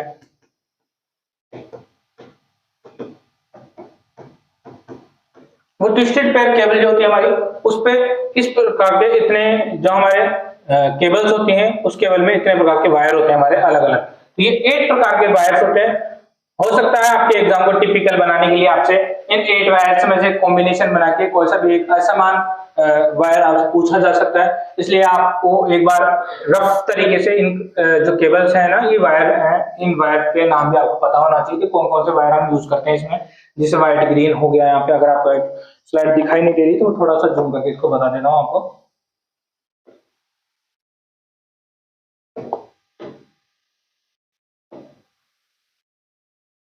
ये देखिए, यहाँ पे देखिए, ये आपकी कौन सी है, एक है आपके पास व्हाइट ग्रीन, दूसरी आपके पास जो वायर होता है वो होता है green, white orange blue, white blue orange, white brown और ब्राउन। ये 8 प्रकार के आपके पास वायर्स होते हैं इस ट्विस्टेड पेयर केबल में, जिनको हम RJ45 के साथ में हम इनको जोड़ते हैं जैक के साथ में। ठीक है, यहाँ तक आपको बात समझ आ गई। इस प्रकार से ये जो जैक होता है हमारा, इस जैक पे इन सभी वायर्स को यहाँ पे सीरियल बाय सीरियल हर वायर को इस जैक के साथ में जोड़ा जाता है यहाँ पे। ठीक है, इन वायर्स के नाम आ गए यहाँ पे आपके पास। और ये मैंने आपको जैसे बताया अभी, RJ45 एक अकेला जैक नहीं है, इसकी प्रकार के और भी बहुत सारे जैक हैं हमारे पास जो अलग अलग केबल्स के माध्यम से यूज में लिए जाते हैं। जैसे RJ10 हो गया, RJ11 है, RJ12 है, RJ13 है। हर केबल का हर वायरिंग के अकॉर्डिंग अलग अलग यूज होता है। आप इनको जब आगे डीपली, जैसे अगर आपकी जो वैकेंसीज आने वाली है आगे कंप्यूटर बेसिक और सीनियर बेसिक, तो जब सीनियर का एग्जाम होता है तो वहां पे थोड़ा सा इस प्रकार से डीपली लेवल से एग्जाम में क्वेश्चन पुटअप किए जाते हैं। ठीक है, यहाँ तक आपको एनआईसी अच्छे से समझ में आया होगा। नेटवर्क इंटरफेस कार्ड जो हमारा होता है उसमें आपको जेक भी अच्छे से समझ में आया होगा। केबल आपको रजिस्टर ट्विस्टेड पेयर केबल का यूज किया जाता है, उनके कलर कौन कौन से होते हैं और किस कॉम्बिनेशन पे उसको जोड़ा जाता है। यहाँ पे अलग अलग प्रकार के जेक है आपके सामने, कौन कौन से जेक है। ठीक है, आगे चलते हैं। आगे जो हमारे पास अगली जो डिवाइस लेंगे हम, वो कौन सी हमारे पास, हब। तो थर्ड डिवाइस लिखिए आप। थर्ड डिवाइस कौन सी है हमारी, हब। हब डिवाइस है। अब हब डिवाइस क्या होती है, कैसे होती है, तो पहली चीज देखिए आप, ये आपको मैंने एग्जांपल के लिए यहाँ पे आपके पास इसके डायग्राम लिए हुए हैं मैंने। डायग्राम में आप एक चीज देखिए, ये हब है हमारे। अगर आपको लोकल लाइफ में भी मैं दिखाऊं आपका हब का एग्जांपल, तो आपने देखा होगा आप जब कंप्यूटर टेस्ट देने जाते हैं, एग्जाम देने जाते हैं ऑनलाइन, तो आपके जितने भी पीसी होते हैं, जैसे अगर मान लीजिए आपके पास आप 20 स्टूडेंट हैं, 20 स्टूडेंट अलग अलग पीसी पे आप एग्जाम दे रहे हैं अलग अलग। ठीक है, तो सर्वर से उनको जब जोड़ा जाता है, सबके एग्जाम एक साथ स्टार्ट होते हैं। मान लीजिए आपके 20 पीसी हैं, तो इन 20 पीसी को आपको इस हब के साथ में जोड़ा जाएगा यहाँ पे अलग अलग। ठीक है, तो ये हब हमारी एक डिवाइस होगी। उस एक डिवाइस के माध्यम से सभी पीसी एक साथ स्टार्ट होते हैं, एक साथ ही ये अपना डाटा शेयर भी करते हैं। ठीक है, यहाँ से डाटा एक्सचेंज भी किया जा सकता है और आपस में एक दूसरे की कनेक्टिविटी बनाई जाती है। इस प्रकार से हम डिवाइसेस को यूज करते हैं अलग अलग। तो अब यहाँ पर आप जो बात सुनिए वो यहाँ देखिए, पहली जो हमारी बात है वो कौन सी है कि यहाँ पर देखिए आप, ये क्या है, अलग अलग डिवाइसेस को जोड़ने के लिए कुछ पोर्ट है हमारे पास। लेन पोर्ट, लेन पोर्ट हमने पढ़ लिया अभी। एनआईसी जो कार्ड होता है जिसमें RJ45 जो जेक होता है, वही जेक यहाँ पे लेन केबल के माध्यम से यानी ट्विस्टेड पेयर केबल के माध्यम से यहाँ पे लगाए जाएंगे, जिनका एक हिस्सा तो इस हब पे लगेगा और दूसरा जो हिस्सा होने वाला है वो आपका सीपीयू या आपका लैपटॉप जो भी आपकी डिवाइस है उस डिवाइस के पीछे के हिस्से पे लगाया जाएगा। ठीक है, तो यहाँ पर हमने देखे कितने पोर्ट है, ये मल्टीपल पोर्ट है। ये इसी प्रकार की केवल एक डिवाइस नहीं होती है यहाँ पे, जैसे अभी मान लीजिए यहाँ पे 4 और 4 ये 8 पोर्ट डिवाइस है। कौन सी है, 8 पोर्ट डिवाइस। तो जैसे अगर हमें 8 ही पीसी जोड़ने तो हम 8 पोर्ट डिवाइस का यूज करेंगे। अगर आपके पास 16 पीसी है तो आप उससे ज्यादा भी आप हब बड़ा ले सकते हैं। 32 डिवाइसेस आपको जोड़नी है तो और भी बड़ा हम यूज में ले सकते हैं। 64 डिवाइसेस है तो हम और भी बड़ा हब यूज कर सकते हैं। ऐसे अलग अलग हब मिलते हैं मार्केट में, आप जोड़ कनेक्टिविटी कर सकते हैं। ठीक है, नॉर्मल लाइफ में भी आप ये चीजें देख सकते हैं कहीं पे भी। ठीक है, तो इस प्रकार से है। तो हम यहाँ पर पहली लाइन ही क्या लिख सकते हैं, इन सभी डिवाइस को जब कनेक्ट किया जाता है हब पे तो वो कैसे यूज किया जाता है, मल्टी पॉइंट के अकॉर्डिंग। तो ये क्या है, मल्टी पॉइंट डिवाइस है, मल्टी पॉइंट डिवाइस।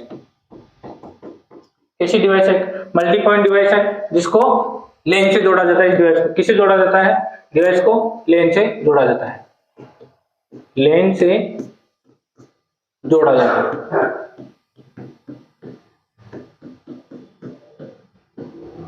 ठीक है, दूसरा जो इसमें हम केबल यूज करने वाले हैं वो कौन सी केबल होगी हमारे पास, ट्विस्टेड पेयर केबल होगी। और यहाँ पर आप डायग्राम के माध्यम से देख सकते हैं ये कैसी हमारी ट्विस्टेड पेयर केबल होगी। और इस केबल का मैंने आपको आगे अभी पीछे दिखाया था, जो 8 वायर्स होते हैं। देखिए ऐसे 8 प्रकार के वायर्स रहते हैं, दो दो दो ऐसे अलग अलग हमारे पास वायर्स होते हैं अलग अलग। ठीक है, तो ये हमारे पास 8 वायर्स होते हैं इसके अलग अलग। तो हम जो केबल का यूज करने वाले हैं वो केबल कौन सी होगी हमारी, twisted pair cable.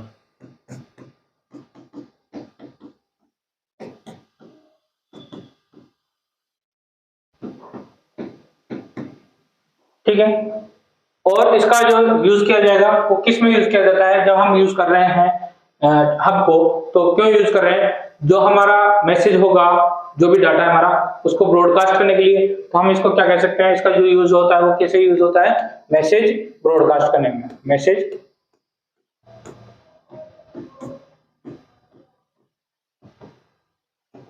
Broadcast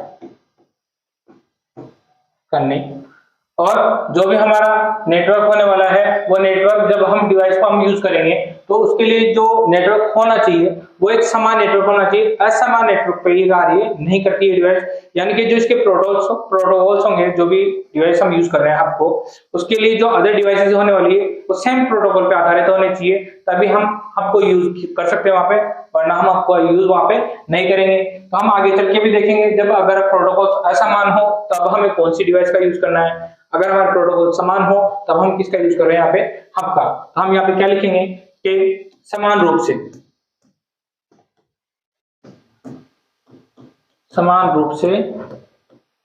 network segment में बांटने, जितनी भी डिवाइसेस हमारी जुड़ी होंगी यहाँ पे उन सभी डिवाइसेस को समान रूप में सेगमेंट के रूप में डाटा बांटा जाएगा यहाँ पे। ठीक है, अब जो हमारी हब है, इस हब को हमने भी 3 भागों में कैटेगराइज किया हुआ है, यानी 3 भागों में बांटी हुई है।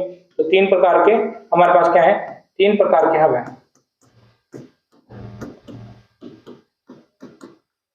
पहला हमारे पास कौन सा है, पहला हमारे पास पैसिव हब, दूसरा हमारे पास कौन सा है, एक्टिव हब,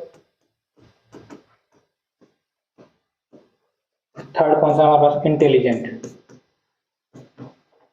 ज्यादा कुछ अंतर है नहीं इनमें, थोड़ा थोड़ा सा अंतर है। ठीक है, आगे चलिए, एक्टिव, पैसिव और इंटेलिजेंट हब। देखिए यहां से पहला कौन सा लेते हैं हम, पहला हमारे पास एक्टिव हब। जनरली अब जो एक्टिव हब है हमारा, वो उसका जो यूज है ये बंद कर दिया गया है, अब एक्टिव हब किसी यूज में आता नहीं। एक्टिव हब जो होता है हमारा वो कैसे वर्क करता है, एक्टिव हब एक रिपीटर की तरह वर्क करता है। कैसे, रिपीटर भी बताऊंगा आपको आगे जाके, रिपीटर जो डिवाइस है वो उसको पढ़ेंगे। वैसे रिपीटर का ज्यादा कुछ यूज होता नहीं है, रिपीटर की तरह कार्य करती है। रिपीटर क्या होता है मैं आपको बता देता हूँ, रिपीटर की तरह कार्य करती है।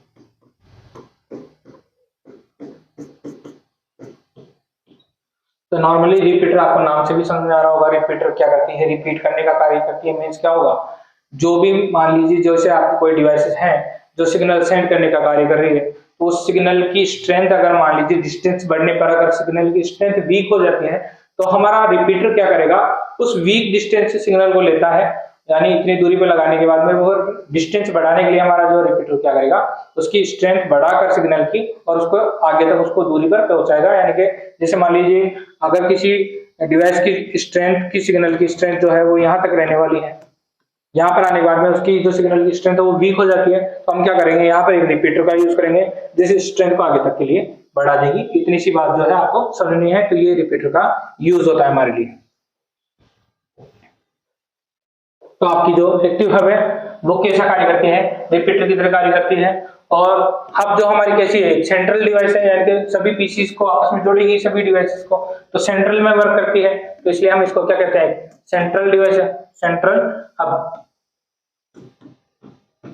सेंट्रल हब की तरह कार्य करती है। और दूसरा, सेंट्रल में जब ये कार्य करेगी तो जितनी भी प्रॉब्लम्स आने वाली हैं, डिवाइसेस कनेक्शन होते हैं या नहीं होते हैं, तो एक्टिव हब हमारा क्या करता है, साथ में ही ट्रबल शूटिंग का भी काम करता है, ताकि जितनी भी छोटी समस्याएं होती हैं उनको इंटरनली तौर पे ये ट्रबल शूट कर देता है खुद ही।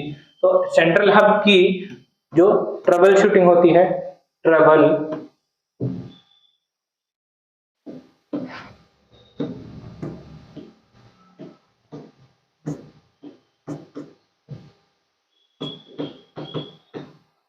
में मदद करता है।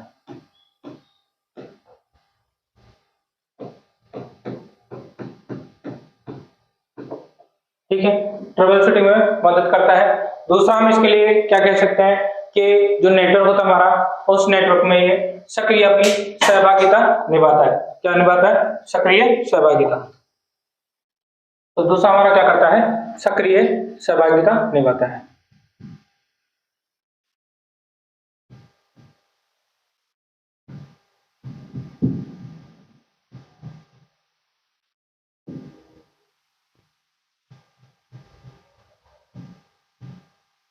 क्या निभाता है, सक्रिय सहभागिता निभाता है हमारा एक्टिव हब। यहां तक आपको बात समझ आ गई।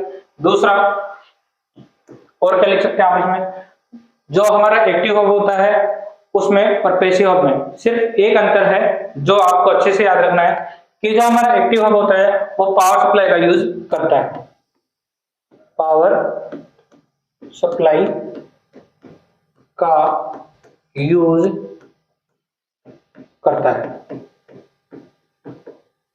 और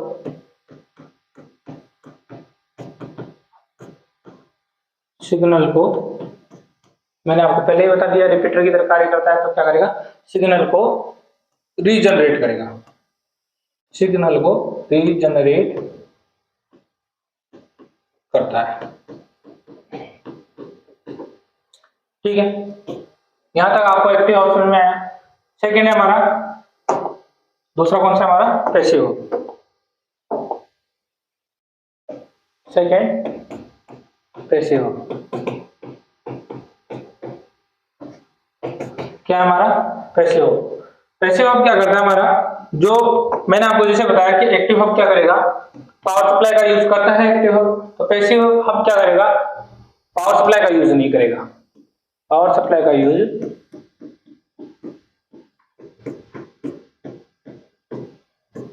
नहीं करता है। ठीक है, और आजकल में जो हमारा पैसिव हब है ये अब इसका उपयोग नहीं होता है, आजकल उपयोग में नहीं, आजकल उपयोग में नहीं।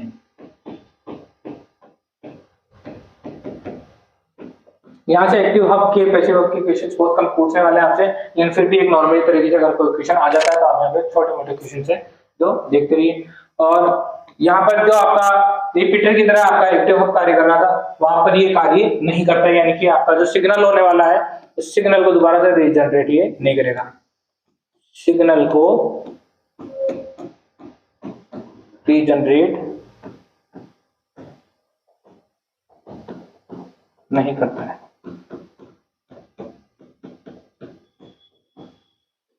ठीक है, और जो ये इसका मीडिया होने वाला है वो कौन सा मीडिया होगा इसका, ओनली फिजिकल मीडिया में ही इसका यूज किया जाता है। तो सेकेंड बात और क्या लिख सकते हैं इसमें, इसका जो यूज्ड है, used only share physical media.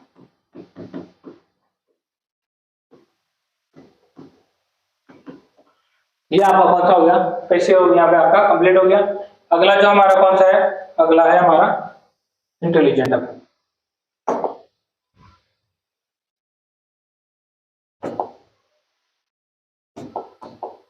Third है हमारा इंटेलिजेंट हब।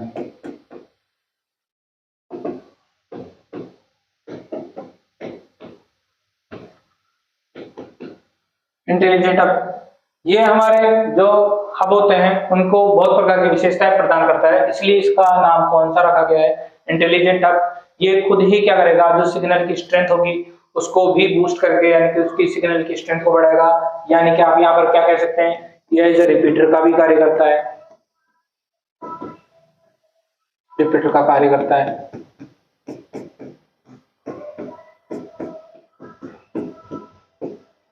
ठीक है, इसी को हम क्या कहते हैं, ये इंटेलिजेंट है तो सभी काम ये खुद सेल्फ करता है, इसलिए हम इसको और किस नाम से जानते हैं, इसी को मैनेजेबल हब भी कहते हैं,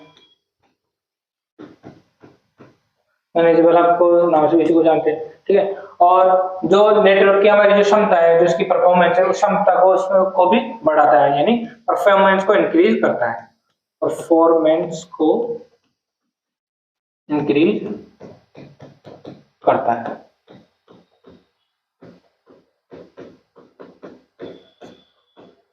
ठीक है, साथ में क्या करेगा, जितने भी हमारा डाटा शेयरिंग हो रहा है उस सारे डाटा में जब भी कोई ट्रैफिक होता है, डाटा का ट्रैफिक, तो उसको भी मैनेज करने का कार्य करता है, यानी कि आप क्या लिखेंगे यहाँ पे, डाटा ट्रैफिक को कंट्रोल करता है, डाटा ट्रैफिक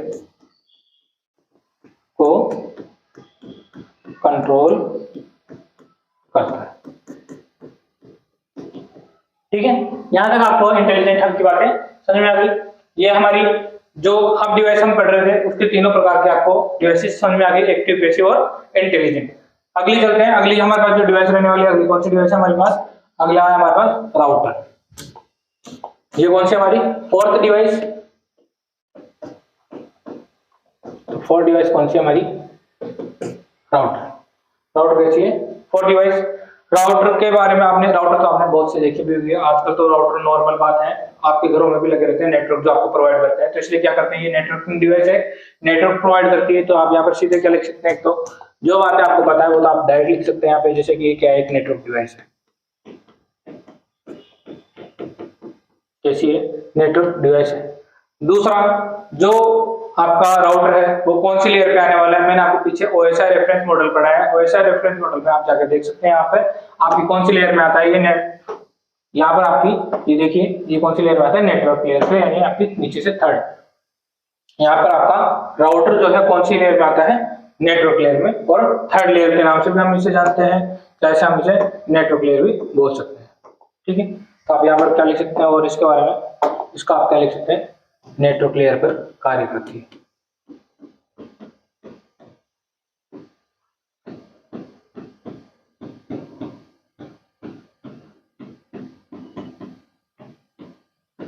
नेटवर्क लेयर पर कार्य करती है।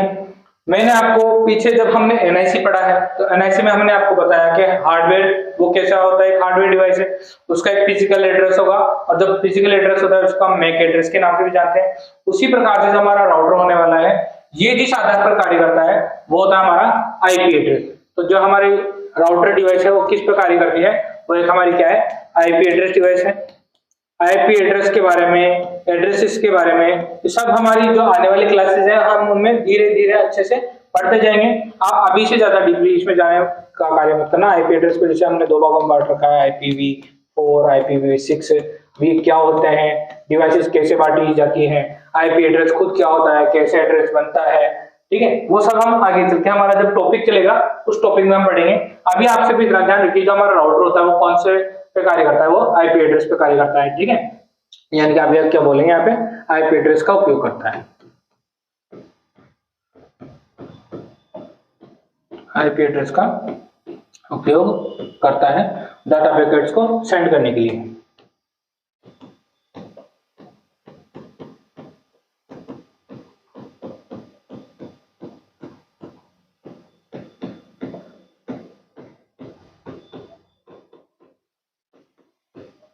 ठीक है, यहाँ पर जब हम राउटर का यूज कर रहे हैं तो राउटर का खुद का भी मदरबोर्ड होगा, उसकी खुद की भी एक डिवाइस है जो हार्डवेयर फिजिकल डिवाइस है। ठीक है, तो वहां पर उसके कुछ भाग रखे जाएंगे, यानी वो किस किस से मिलकर बनी होती है आपका जो राउटर होता है, तो वहां पर उसके भाग कौन कौन से होते हैं, तो उसके कुछ मुख्य भाग लिखिए, जैसे उसके मुख्य भाग कौन कौन से होते हैं।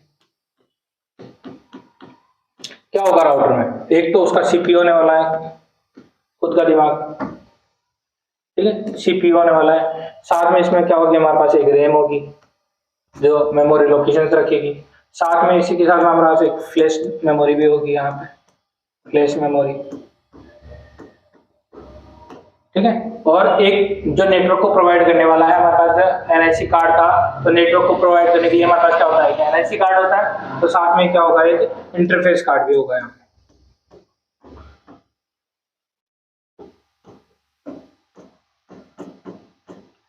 Interface card. ठीक है, जो राउटर होता है ज्यादातर जो हमारे घरों में जो नेटवर्क होते हैं उनको नेटवर्क से जोड़ने के लिए काम में लिया जाता है। और दूसरा आप क्या बोल सकते हैं, यहाँ पे जो बड़े नेटवर्क होते हैं हमारे, उनको भी जोड़ने के लिए हम किसका का यूज में लेते हैं, राउटर का।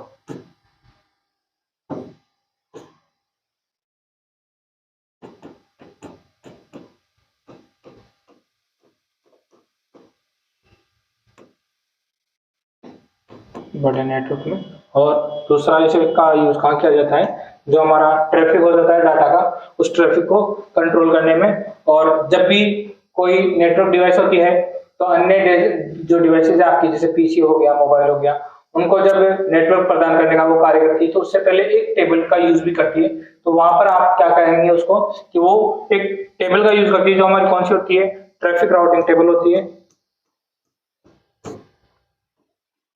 ट्रैफिक राउटिंग का उपयोग करती है, ट्रैफिक को राउट करती है, का उपयोग करती है।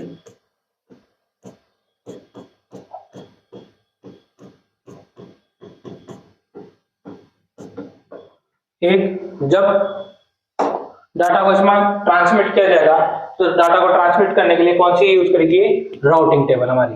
डाटा को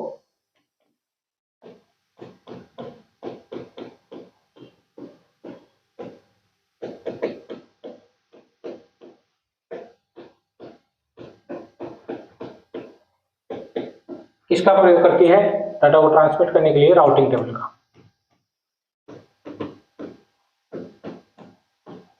राउटिंग टेबल का प्रयोग करती है।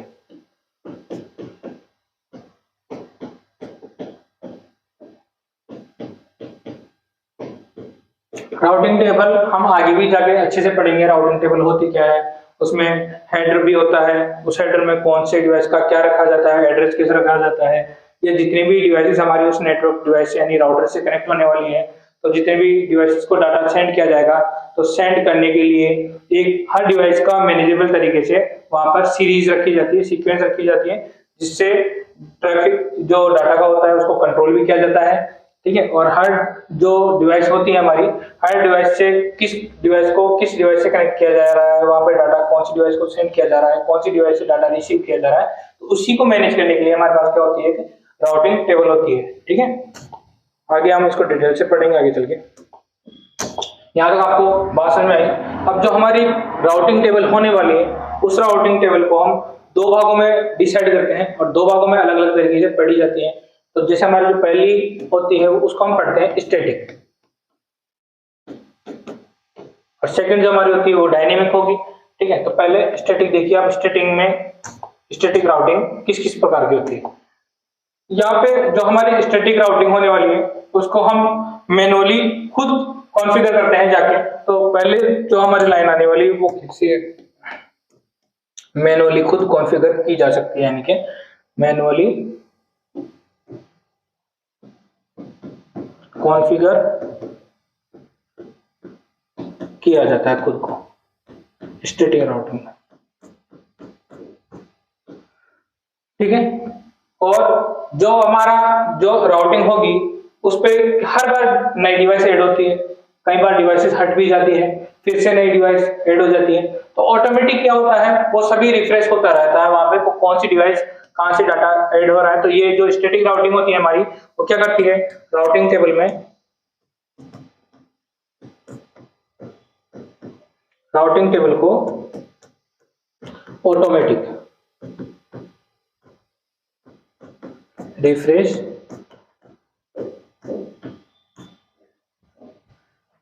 स्टैटिक में नहीं करेगी, ऑटोमेटिक रिफ्रेश नहीं करती, डायनेमिक में करेगी, नहीं करती है। स्टैटिक है मींस स्टैटिक का अर्थ क्या होता है, स्थिर है, तो यानी कि वो स्थिर रहेगी, वो रिफ्रेश नहीं करेगी खुद ब खुद। डायनेमिक है जो रिफ्रेश करेगी। यहाँ पे जब हमने पहले ही बोला कि मैनुअली कॉन्फ़िगर किया जाता है, तो जब हाथ से खुद व्यक्ति खुद प्रेजेंट होगा और वो मैनुअली इसको कॉन्फ़िगर करेगा तो ऑटोमेटिक रिफ्रेश करने का कार्य स्टैटिक में नहीं होगा। ये इतनी सी बात आपको इतनी सी समझनी है, ऑटोमेटिक रिफ्रेश नहीं करती है, ठीक है। और जो हम स्टैटिक राउटिंग यूज करते हैं ये कहाँ कौन सा जो नेटवर्क होता है, जो छोटा एरिया होता है हमारा वहां पे स्मॉल एरिया में, स्मॉल जो एरिया रहने वाला है उसमें ये सूटेबल है। Small suitable for small area, ठीक है। जो स्टैटिक राउटिंग होती है हमारी, इसी को हम और किस नाम से जानते हैं, इसी को एक हम एडिप्टिव राउटिंग के नाम से जानते हैं। तो हम इसके लिए क्या कहेंगे, स्टैटिक के लिए नॉन एडिप्टिव, स्टैटिक को क्या कहेंगे हम, नॉन एडिप्टिव राउटिंग, ठीक है। जो आपका स्टैटिक होता है वो कैसी परफॉर्मेंस देता है, आपको क्षमता कैसे रखता है नेटवर्क की राउटिंग की, वो रखता है हाई परफॉर्मेंस।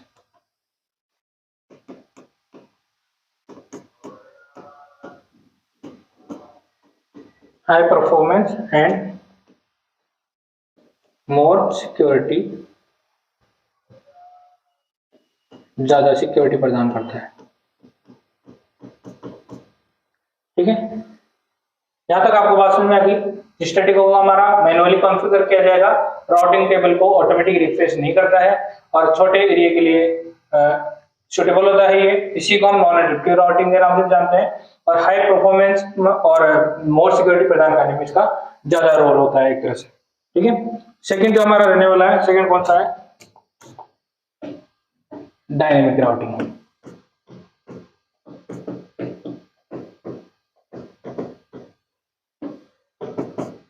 ठीक है, जैसे उसको हमने क्या नाम दिया है, स्टैटिक को हम नॉन एडिप्टिव के नाम से जानते हैं, तो डायनेमिक को हम किस नाम से जानेंगे, एडिप्टिव राउटिंग, एडिप्टिव। ठीक है, और जो इसमें टोपोलॉजी यूज होगी वो टोपोलॉजी में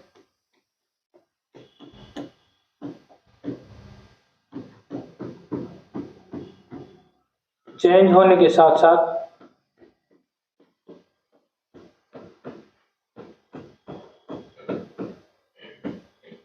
राउटिंग टेबल जो होगी ना हमारी,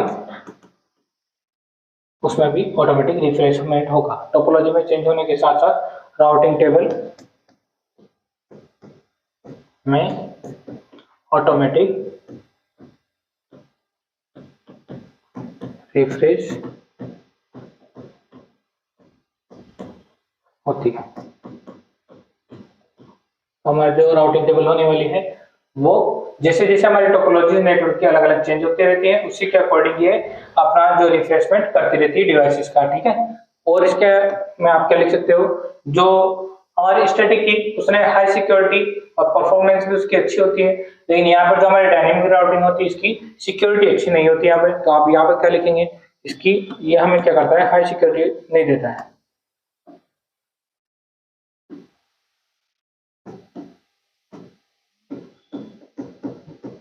हाई सिक्योरिटी प्रदान नहीं करता है।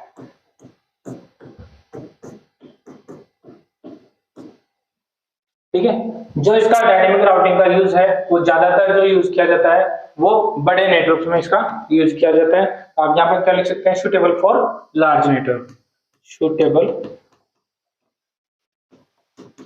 For large network. ठीक है, यहां तक आपको स्टैटिक और डायनेमिक जो राउटिंग होती है, टेबल जो क्रिएट की जाती है राउटर के द्वारा, दोनों प्रकार की राउटिंग आपको समझ में आई। अब हम देखते हैं कि राउटर्स में जो राउटर के प्रकार होते हैं वो प्रकार भी अलग अलग रखे गए हैं, कौन कौन से प्रकार के राउटर है हमारे पास। ठीक है, पहला आप देखिए इधर, मैं आपको पहले टाइप्स बता देता हूँ, टाइप्स ऑफ राउटर कौन कौन से, टाइप्स ऑफ राउटर। जो पहला राउटर आप देखेंगे वो कौन सा है, फर्स्ट है हमारे पास वायरलेस राउटर।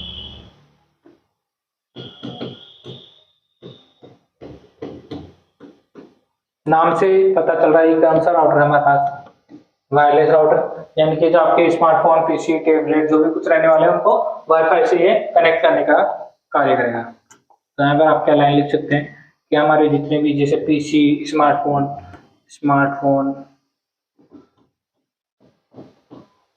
पीसी, टैबलेट, जो भी हमारे डिवाइसेस हैं, अन्य और भी कोई डिवाइसेस को वाईफाई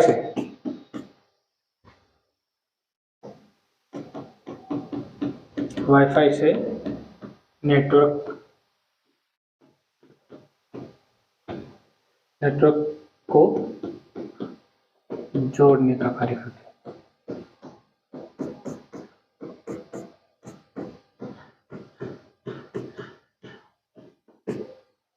ठीक है, दूसरा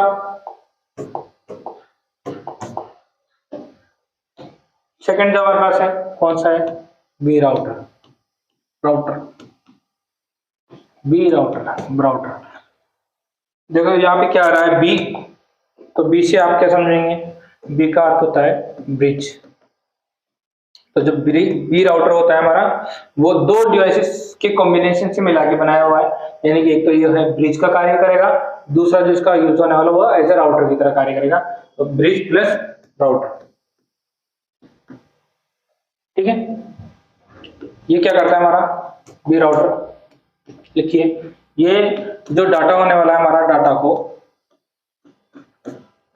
डाटा को एक कंप्यूटर नेटवर्क एक कंप्यूटर नेटवर्क के अलावा इंडिविजुअल सिस्टम अलग अलग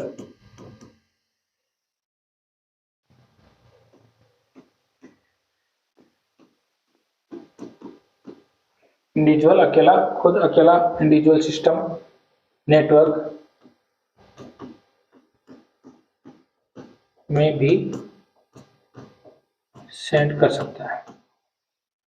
डाटा को एक कंप्यूटर नेटवर्क के अलावा जो खुद का इंडिविजुअल सिस्टम नेटवर्क होता है में भी सेंड कर सकता है।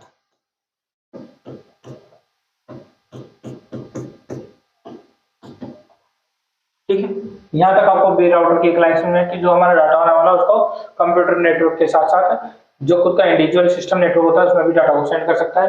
दूसरा, आप जो बी राउटर के बारे में लिखिए, बी राउटर के साथ होता है हमारा एक फुल डुप्लेक्स। बी राउटर एक हमारी कौन सी डिवाइस है? ये फुल डुप्लेक्स डिवाइस है। तो हम क्या लिखेंगे यहाँ पे? B router is full duplex device. ठीक है। दूसरा, आप इसके लिए जब इसको कॉन्फ़िगर करेंगे हम तो हम क्या लिखेंगे यहाँ पे? When it is configured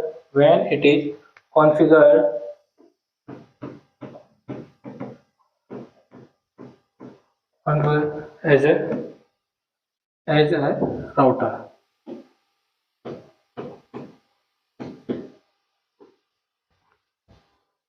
B router is a full duplex device.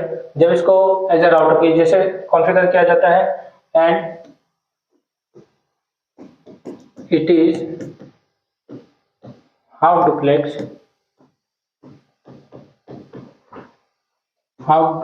device when it is configured as a bridge। जब ये ब्रिज की फॉर्म में इसको कॉन्फ़िगर किया जाएगा तो ये कैसी वर्क करेगी? ये एज ए हाफ डुप्लेक्स की तरह वर्क करती है। लेकिन जब वी राउटर को एज ए राउटर के तौर पे आप अगर कॉन्फ़िगर करते हैं तो फिर इसको कैसे यूज में लिया जाता है? As a full duplex device के रूप में इसको यूज किया जाता है। ठीक है, यहाँ तक आपका ये राउटर हुआ। अगला जो हमारा राउटर कौन सा है? अगला थर्ड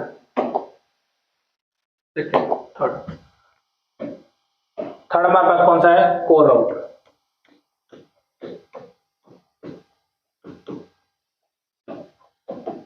कोर राउटर क्या करता है? जो हमारा डाटा होगा, डाटा को नेटवर्क के मध्य में राउट करने का ही कार्य करता है। सेम, ज्यादा अंतर इसमें है नहीं। तो आप क्या लिखेंगे? डाटा को नेटवर्क के मध्य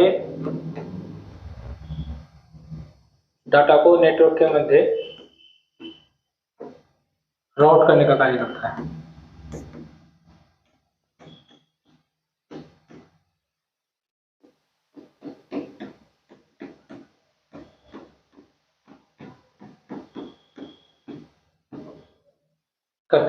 ठीक है, डाटा को नेटवर्क के मध्य राउट करने का कार्य से क्या मतलब है आपका? यानी कि एक नेटवर्क के अलावा ये डाटा को जो दूसरा अन्य नेटवर्क है हमारा उसमें डाटा को राउट नहीं करेगा।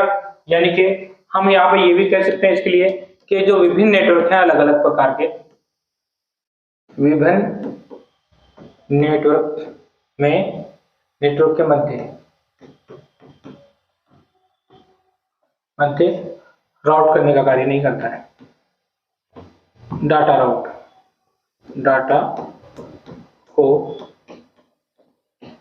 राउट नहीं करता है।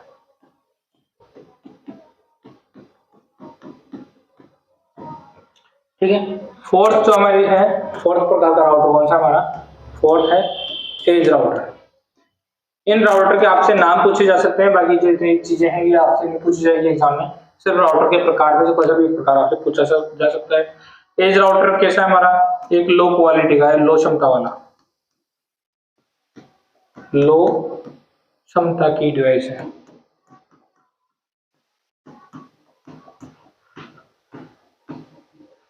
और इसकी जो खासियत है वो कैसी है, जैसे ये एक्सटर्नल नेटवर्क को जोड़ने में यूज में नहीं होती है, उसी प्रकार से जो हमारा एज राउटर होगा वो एक्सटर्नल जो नेटवर्क हो गया उनको भी आपस में डाटा का राउट किया जा सकता है।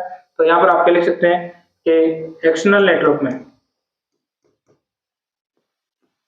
एक्सटर्नल नेटवर्क से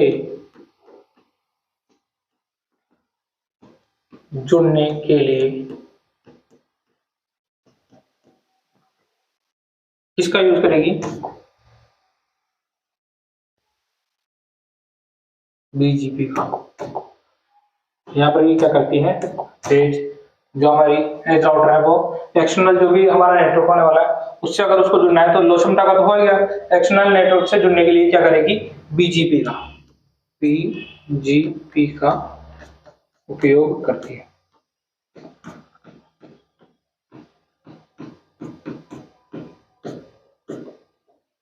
अब बीजीपी क्या है, बीजीपी एक प्रकार का एक प्रोटोकॉल है, उस प्रोटोकॉल पे कार्य करती है।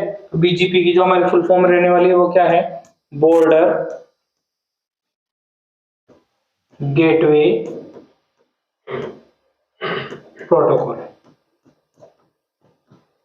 यानी कि जब असमान नेटवर्क होंगे दोनों अलग अलग तो फिर उस प्रोटोकॉल के आधार पर ये अलग अलग उन दोनों डिवाइसेस को नेटवर्क में क्रिएट करने के लिए यूज में ली जाती है। कौन सी, हमारी एज राउटर। यहाँ तक आपका और 4 राउटर हो गए अलग अलग प्रकार के।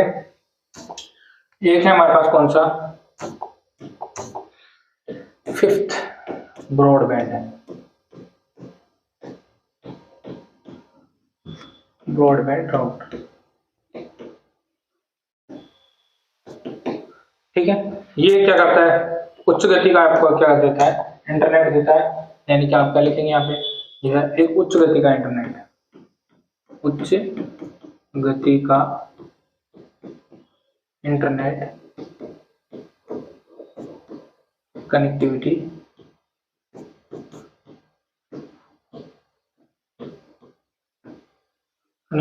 प्रदान करने के लिए।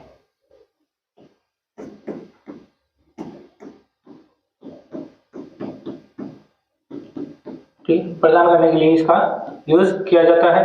और जो भी हमारा मोबाइल फोन है या हमारी जो टेक्नोलॉजी है जो हम VoIP टेक्नोलॉजी यूज करेंगे उसका यूज करती है दोनों का ब्रॉडबैंड राउटर हमारा। यानी कि आप क्या लिखेंगे यहाँ पे, जब मोबाइल फोन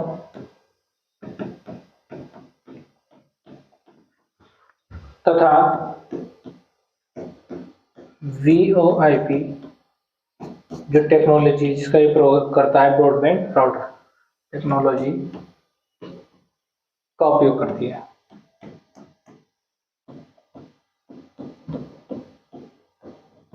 इसका एग्जांपल मैं आपको पीछे भी दे चुका हूं, एक बार उपयोग करती है। VoIP की फुल फॉर्म की, VoIP क्या होता है, VoIP voice over internet protocol. Voice over internet protocol, voice over internet देखा आपने, जैसा भी आप व्हाट्सएप पे वीडियो कॉल ऑडियो कॉलिंग करते हैं तो डाटा पैकेट्स के फॉर्म में जाता है, वो क्या हमारा ब्रॉडबैंड राउटर है, इससे कनेक्टिविटी दिखाता है। यानी कि अगर आप नॉर्मल भी अगर जैसे बात करते हैं तो वहां पे भी हम देख सकते हैं कि VoIP का प्रोटोकॉल का जो यूज कर रहा है वो वहां पे। ठीक है, तो ये हमारा कौन सा है, वॉइस ओवर इंटरनेट प्रोटोकॉल। आगे चलते हैं, आगे भी राउटर के बारे में। इसको जो कॉन्फ़िगर किया जाता है या इसको जो मैनेज किया जाता है वो किसके द्वारा मैनेज किया जाता है, ISP के द्वारा। ISP हमारा क्या, इंटरनेट सर्विस प्रोवाइडर हमारा जो भी है। ठीक है, तो आप यहाँ पे क्या लिख सकते हैं, इसको कॉन्फ़िगर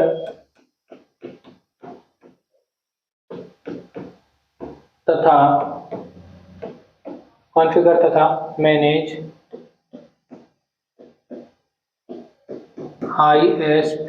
ISP के द्वारा किया जाता है।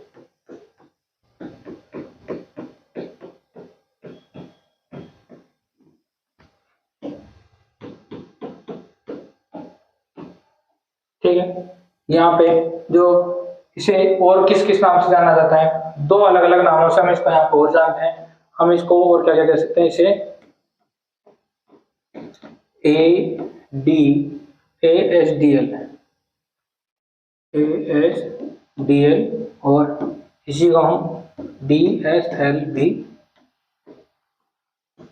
कहते हैं। दोनों की फुल फॉर्म लिखिए साथ के साथ। पहला कौन सा हमारा HDL। HDL का होता है हमारा एसिमेट्रिक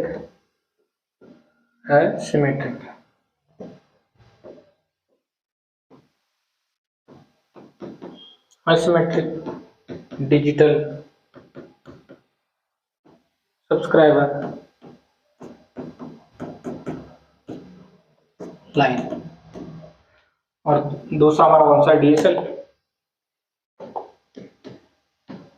DSL क्या हमारा डिजिटल सब्सक्राइबर लाइन। ठीक है, यहाँ पे आपको दोनों समझ आ गए, ASDL और DSL। ये हमारा क्या हो गया यहाँ पे हमारा ब्रॉडबैंड राउटर आपका कंप्लीट हो चुका है। ठीक है, आगे चलते हैं। आगे जो हमारा नेक्स्ट जो डिवाइस है, हमारी नेटवर्क डिवाइस है, वो कौन सी है? वो है आपके पास स्विच। ये कौन सी डिवाइस है? हमारी fifth device.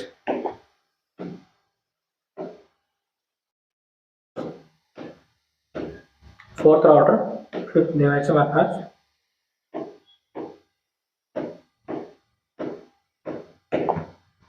Switch.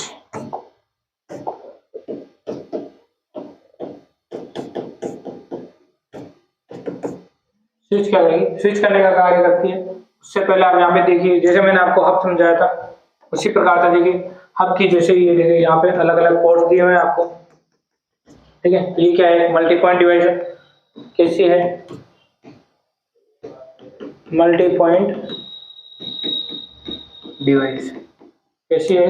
Multi point device है। और स्विच को हमने पीछे जो हमारे OSI रेफरेंस जो मॉडल पढ़ा है हमने, OSI रेफरेंस मॉडल में हमने जो स्विच को रखा है वो कौन सी लेयर पे रखा है? इसको रखा था हमने डाटा लिंक लेयर पे। Data link layer. तो ये कौन सी लेयर पे आधारित होता है?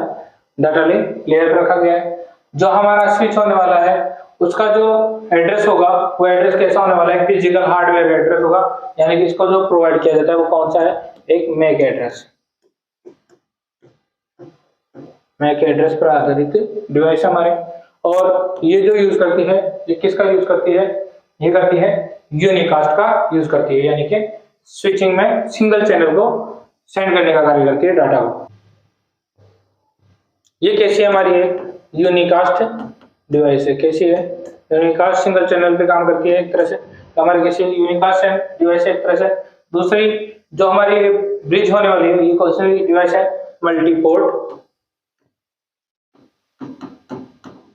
मल्टीपोर्ट ब्रिज भी कहते हैं इसको।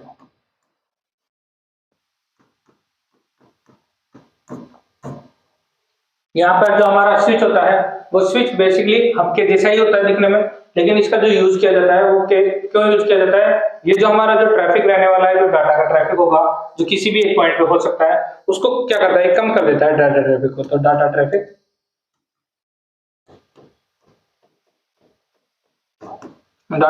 को कम करता है।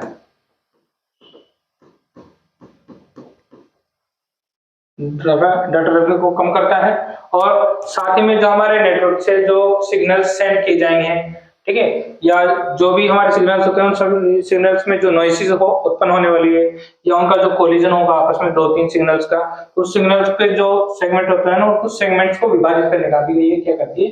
कार्य करता है। यानी कि जो सिग्नल होगा उसको सेगमेंट की फॉर्म में सेंड करती है हमारी डिवाइस। कौन सी? Switch device. ये क्या करती है? डाटा ट्रैफिक को कम करती है। और साथ ही में जो कोलिजन डिटेक्शन होता है हमारा, कोलिजन डोमेन,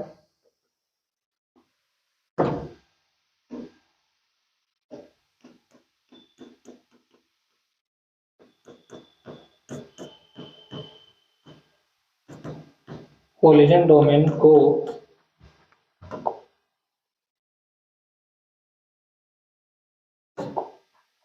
सेगमेंट में विभाजित करती है। ठीक है, यहाँ पर आपका ये क्या हो गया, स्विच डिवाइस आपका कंप्लीट हो गया।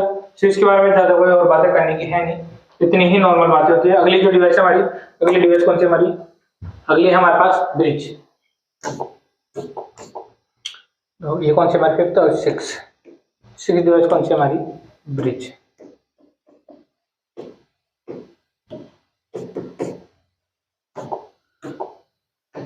ब्रिज क्या करती है, जो हमारा देखिए यहाँ पे, जैसे क्या कौन सा हमारा RJ4 डिवाइस कनेक्टर है हमारे पास, ये सारे इसके कौन से हैं, मल्टीपोर्ट पॉइंट है सारे, ठीक है। तो ये क्या करते हैं, लेन में जो आपका जनरेट होता है लेन में यूज होती है।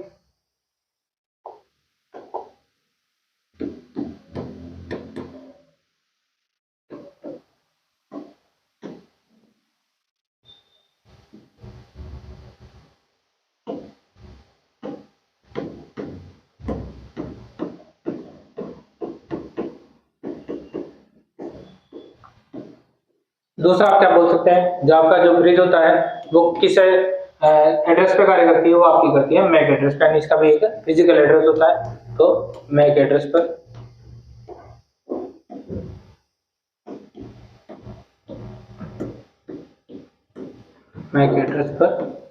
कार्य करती है।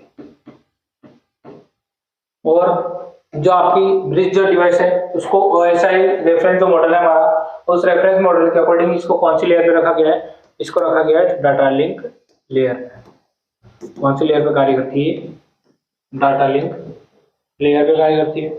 और हमने डाटा भी देखा था, जो डाटा होता है उसको किसके फॉर्म में सेंड करती है, जो आपकी ब्रिज डिवाइस होती है वो डाटा को फ्रेम्स के रूप में।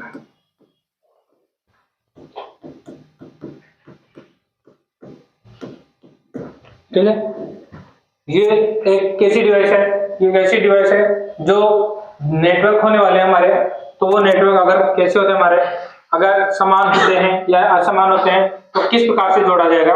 देखिए आप यहाँ पे लिखिए कि एक ऐसी डिवाइस है, ये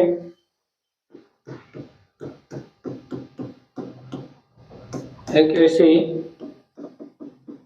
डिवाइस है जो दो नेटवर्क को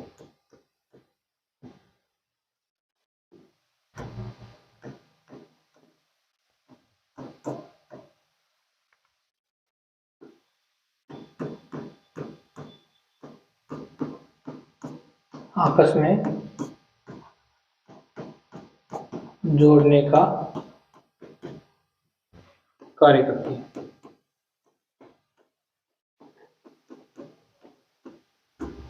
ठीक है, जो दो नेटवर्क आपस में जोड़ने का कार्य करती है। लेकिन जो बात यहाँ पे समझने वाली है वो कौन सी है, जो आपके दो नेटवर्क होंगे वो दोनों नेटवर्क कैसे होने चाहिए, वो होने चाहिए आपके समान नेटवर्क। अगर आपके नेटवर्क दोनों के दोनों समान है, यानी कि एक ही प्रकार के वहां पे डिवाइसेस यूज की गई है, जैसे हब है, स्विच है, और भी जो डिवाइस हम यूज करेंगे, अगर वो सेम प्रोटोकॉल पर आधारित है, तो वहां पर उन दोनों नेटवर्क को जब हम आपस में जोड़ेंगे किसी ब्रिज के माध्यम से, तो वो दोनों नेटवर्क आपके कैसे होने चाहिए, समान होने चाहिए, तभी वो डिवाइसेस को आपस में ब्रिज को वहां पर आप जोड़ सकते हो वहां पे। ठीक है, तो यहाँ पर क्या कहेंगे आप, एक ऐसी डिवाइस है जो दो नेटवर्क को आपस में जोड़ने का कार्य करती है, लेकिन वो दोनों नेटवर्क कैसे होने चाहिए, आपके समान होने चाहिए। और जो यहाँ पर राउटिंग टेबल होती है, उस राउटिंग टेबल का यहाँ पर यूज नहीं किया जाता, इसलिए आप क्या कहेंगे, no routing table use, no routing table use, कोई भी टेबल का यूज नहीं करती है। ठीक है, यहाँ पर आपकी 6 डिवाइस कंप्लीट हो गई। 7th जो हमारे पास डिवाइस है वो कौन सी है, 7th है हमारे पास गेटवे।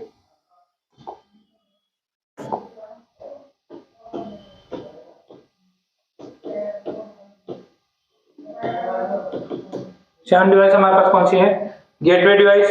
गेटवे डिवाइस के बारे में लिखिए, जो बातें हमने आपको पीछे भी बताई है OSI रेफरेंस मॉडल में। तो ये कहाँ पे एप्लीकेशन कौन सी, जो हमें ऊपर से हमने जो बात की है 7, 6, 5 और 4, तो चारों लेयर है, उन चारों लेयर पे ये कार्य करती है गेटवे डिवाइस। तो कौन कौन सी है, ऊपर से अगर हम बात करें APST, ये चारों लेयर्स है, यानी application layer,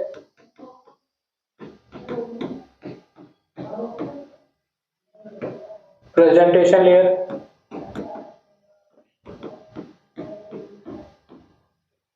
session layer transport layer. ये 4 लेयर्स हैं जिसपे इसको क्या किया जाता है, यूज किया जाता है। ठीक है, ये हमारा गेटवे हो गया। अब जब इसका नाम गेटवे रखा गया है तो गेटवे इसका नाम क्यों रखा गया है, क्योंकि ये किसकी तरह वर्क करता है, एज ए गेट कीपर। तो work as a gatekeeper, work as a gatekeeper, work as a gatekeeper. और जिसका प्रोटोकॉल होने वाला है उस प्रोटोकॉल को भी ये क्या करता है, गेटवे उसको कन्वर्ट करता है। क्यों कन्वर्ट करता है उसको भी हम आगे देख लेते हैं अभी, क्योंकि ये जो हमारा होगा ना वो असमान प्रोटोकॉल पे कार्य करेगा, इसलिए हम इसको क्या कहते हैं, गेटवे, इसको प्रोटोकॉल कन्वर्टर के नाम से भी हम जानते हैं, प्रोटोकॉल कन्वर्टर भी कहते हैं। यहाँ पर जो बात है लिखने वाली उस गेटवे में और हमने जो पीछे डिवाइस पढ़ी है कौन सी, ब्रिज, दोनों में सिर्फ एक ही अंतर है जो बहुत इंपॉर्टेंट है एग्जाम की दृष्टि से, और अधिकांश क्वेश्चन भी पूछा जाता है यहाँ से। जो ब्रिज होगा हमारा वो समान नेटवर्क को आपस में जोड़ने के लिए यूज ली जाने वाली डिवाइस है, जबकि हमारी जो गेटवे होने वाली है वो जो भी डिफरेंट या असमान जो हमारे नेटवर्क है उन असमान नेटवर्क को आपस में जोड़ने के लिए जो हमारी डिवाइस होगी ना वो कौन सी होगी, गेटवे डिवाइस होगी हमारी। ठीक है, तो आप यहाँ पर क्या लिख सकते हैं, और गेटवे के लिए लिखिए दो या दो से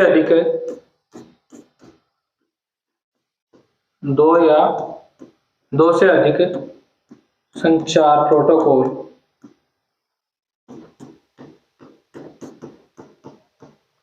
का उपयोग करती है।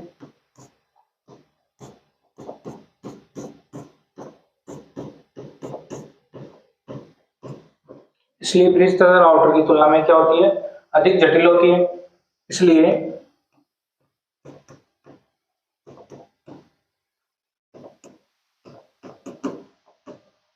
ब्रिज तथा राउटर की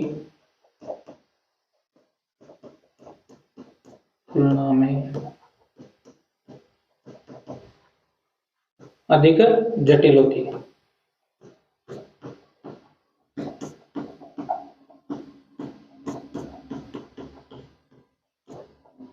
ठीक है, और साथ ही में क्या करेगी, जो हमारे असमान प्रोटोकॉल है उन असमान प्रोटोकॉल वाली जो नेटवर्क है डिवाइसेस उन सभी को आपस में जोड़ने का कार्य करती है। तो इसके लिए आप सिंपल सी एक बात लिखिए कि असमान नेटवर्क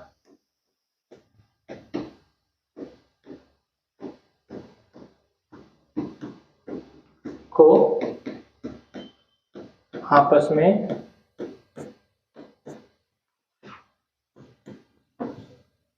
जोड़ने के लिए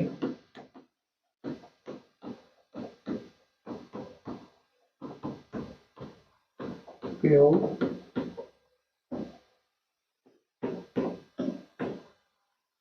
ले जाती है। ठीक है, यहां तक आपका गेटवे आपको समझ में आया। ये हमारी गेटवे 7 डिवाइस हमारी कंप्लीट हो गई। 8th डिवाइस चलेगी हमारी WAP।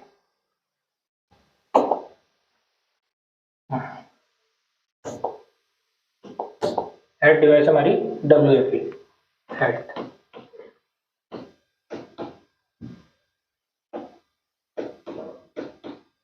WAP full form wireless access protocol, wireless access protocol. ठीक है, नाम से पता चल रहा है आपको वायरलेस एक्सेस प्रोटोकॉल, यानी कि कैसी डिवाइस है, वायरलेस वाली डिवाइस है। एक केबल जो होगी हमारी उस केबल के माध्यम से जो हम नेटवर्क को जोड़ते हैं। ठीक है, तो यहाँ पर क्या होगा, उसको वायरलेसली कनेक्ट किया जाएगा। देखो एक केबल आधारित नेटवर्क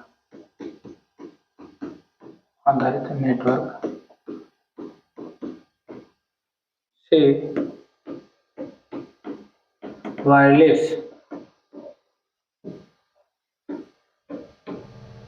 वायरलेस डिवाइस को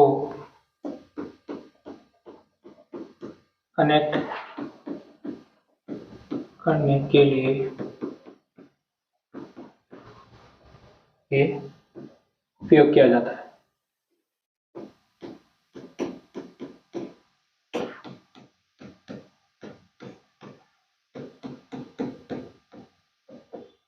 दूसरा, इसी को हम क्या कहते हैं, इसी को हम डब्ल्यू लेन वाली डिवाइस भी इसी को कहा जाता है डब्ल्यू लेन, मींस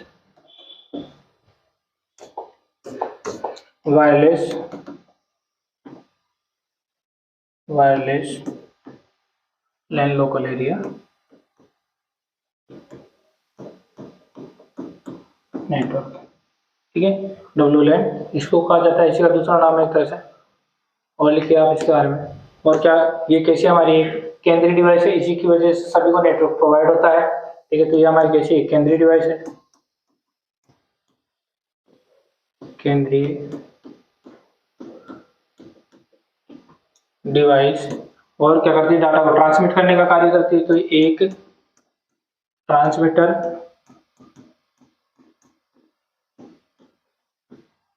तथा नेटवर्क से डाटा को रिसीव भी कर रही है, इसलिए क्या करेगी, एज रिसीवर भी वर्क करेगी। तो डाटा को केंद्रीय डिवाइस है, एक ट्रांसमीटर तथा रिसीवर का कार्य करती है।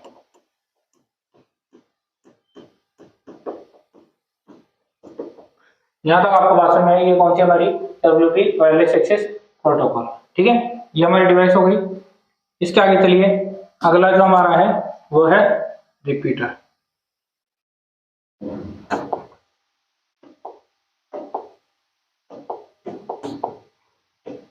नई डिवाइस आपकी एक रिपीटर।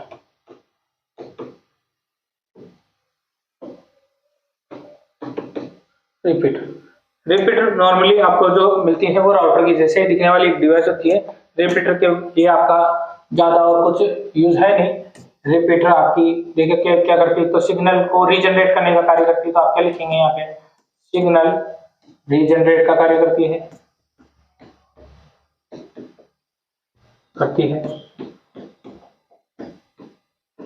और आप क्या लिख सकते हैं कि जो सिग्नल की जो स्ट्रेंथ होगी उस स्ट्रेंथ को भी बढ़ाती है। तो किसी भी फॉर्म में आपसे क्वेश्चन पूछा जा सकता है, सिग्नल को रीजनरेट करती है।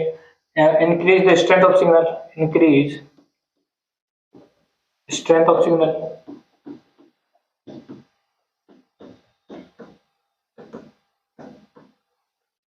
ठीक है, और जो इसकी स्ट्रेंथ अगर इंक्रीज होती है तो इसकी जो डिस्टेंस होगी सिग्नल की वो भी क्या हो जाएगी, इंक्रीज हो जाएगी। इंक्रीज डिस्टेंस ऑफ डिवाइस या signal, increase distance of signal. तो मतलब जो भी डिवाइस उससे कनेक्ट होने वाली है, जैसे मान लीजिए यहाँ पे ये एरिया है और यहाँ पर हमारे पास कोई भी राउटर है, जैसे मान लीजिए राउटर है हमारे पास, और इस एरिया में इसकी जो स्ट्रेंथ, इसकी जो सिग्नल्स रहने वाले हैं वो इसका इतना एरिया में इसके सिग्नल्स रहने वाले हैं।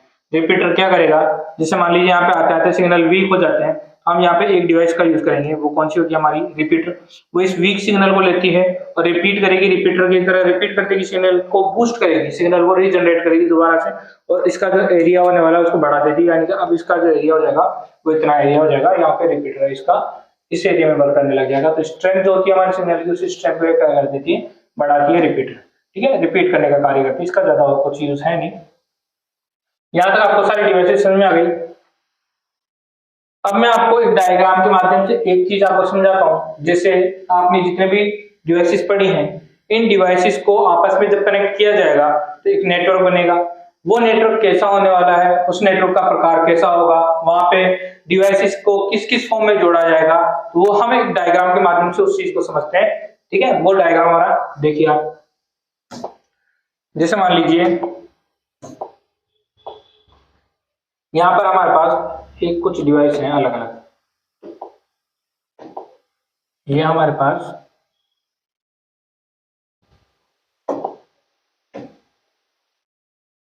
एक हब डिवाइस है, यहाँ पे भी हमारे पास एक हब है, और यहाँ पे भी हमारे पास एक हब या स्विच, कोई सा भी डिवाइस हो सकता है। ये भी हमारे पास एक हब या स्विच। ठीक है, यहाँ पर जैसे अभी मान लीजिए आप इस हब से हम क्या करेंगे, कुछ पीसी जोड़ने होंगे, एक नेटवर्क बनाना होगा। अब जैसे मान लीजिए यहाँ पे कुछ पीसी है जिनको हमने से कनेक्ट किया हुआ है, ठीक है। यहाँ पे भी हमारे पास कुछ पीसी है,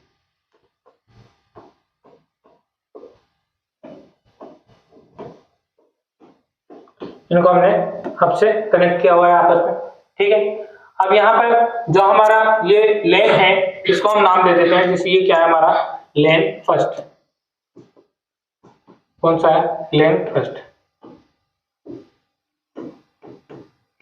अब आप इसको लेन सेकंड, अब आप इसको एक एग्जाम्पल के माध्यम से समझिए। जैसे अभी आपने कहीं ना कहीं से ग्रेजुएशन की होगी, हो सकता है आपका कॉलेज स्कूल किसी भी प्रकार का रहा हो, वहां पर आपने देखा होगा आपके कुछ ब्लॉक्स डिवाइड होते हैं, आपका जो कॉलेज होता है उस कॉलेज के, ठीक है। जैसे भी मान लीजिए मैं अगर इंजीनियरिंग की बात करूं या किसी अदर की आप बात कर सकते हैं। जैसे मान लीजिए एक ये जो लेन क्रिएट हुआ है, ये लेन क्रिएट किया गया है ओनली फॉर बीटेक वाला जो ब्लॉक होता है उस ब्लॉक के लिए यहाँ पर हमने एक लेन क्रिएट कर रखा है। इसी प्रकार से एक हमारा दूसरा जो ब्लॉक बना हुआ है वो दूसरा ब्लॉक बना हुआ है एमटेक ब्लॉक, ठीक है। ये दो ब्लॉक आपस में, इन दोनों ब्लॉकों में हमने अलग अलग लेन बना रखे हैं, ठीक है। इन अगर दोनों ही आपको लेन का अगर आपको डाटा एक दूसरे से शेयर करना है तो हम पहली बात तो ये क्या कर सकते हैं कि हमारा जो दो लेन से बना हुआ नेटवर्क है ये किस प्रकार का हमारा एक नेटवर्क हो जाएगा, ये हो जाएगा हमारा एक campus area network. Campus area network, ये नॉर्मल लेन है हमारा,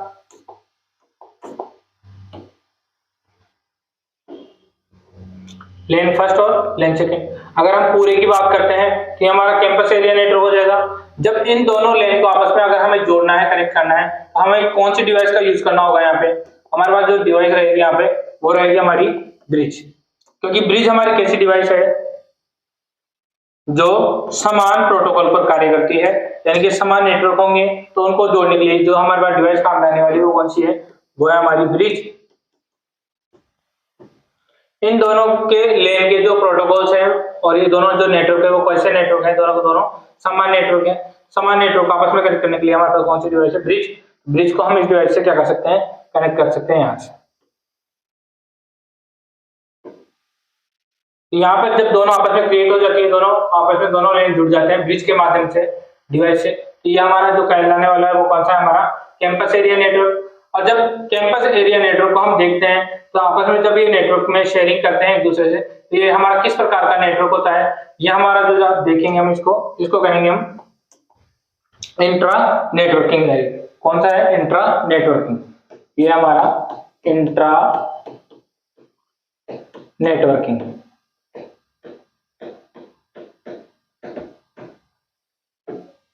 ये कौन सा हमारा इंट्रा नेटवर्किंग। अब इसी में अगर हम आगे चलते हैं, जो हमारा पब्लिक नेट होता है, यानी कि आप पब्लिक इंटरनेट जो हमारा यूज होता है जो सभी यूज करते हैं, तो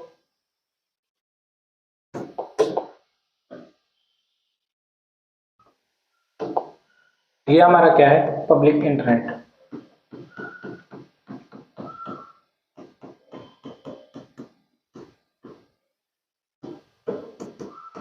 ये क्या हमारा पब्लिक इंटरनेट। अगर हमने हमारे जो कैंपस एरिया नेटवर्क है इसको अगर हम पब्लिक इंटरनेट के साथ में अगर हम जोड़ना चाहते हैं तो हम कौन सी डिवाइस का यूज करेंगे, यहाँ पे हमें यूज करना होगा एक राउटर, और राउटर के माध्यम से हम क्या कर सकते हैं, इसको एक पब्लिक इंटरनेट को हम कैंपस एरिया नेटवर्क के साथ हम जोड़ सकते हैं। तो यहाँ पर हमारा जो ये आने वाला ये क्या है, हमारा एक राउटर।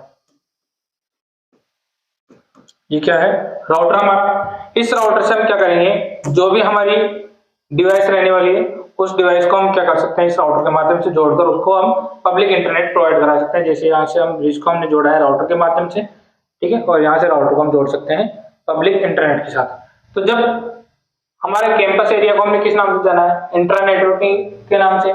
इसी प्रकार से जब इस कैंपस एरिया को राउटर के माध्यम से पब्लिक एरिया नेटवर्क जो होता है हमारा उससे जोड़ देते हैं अगर हम, तो जोड़ने के बाद में हमारा जो ये कहलाता है, अब हमारा कौन सा कहलाने वाला है, ये हमारा कहलाएगा, ये जो नेटवर्क क्रिएट होगा इस नेटवर्क को जो हम जानेंगे वो कौन सा होगा, हमारा इंटर नेटवर्किंग।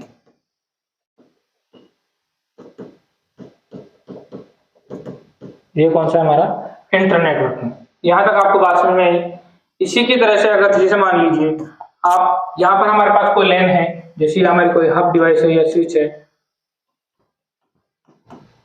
यहाँ से हमने कुछ पीसी कनेक्ट किए हैं, एक LAN बनाया हुआ है हमने।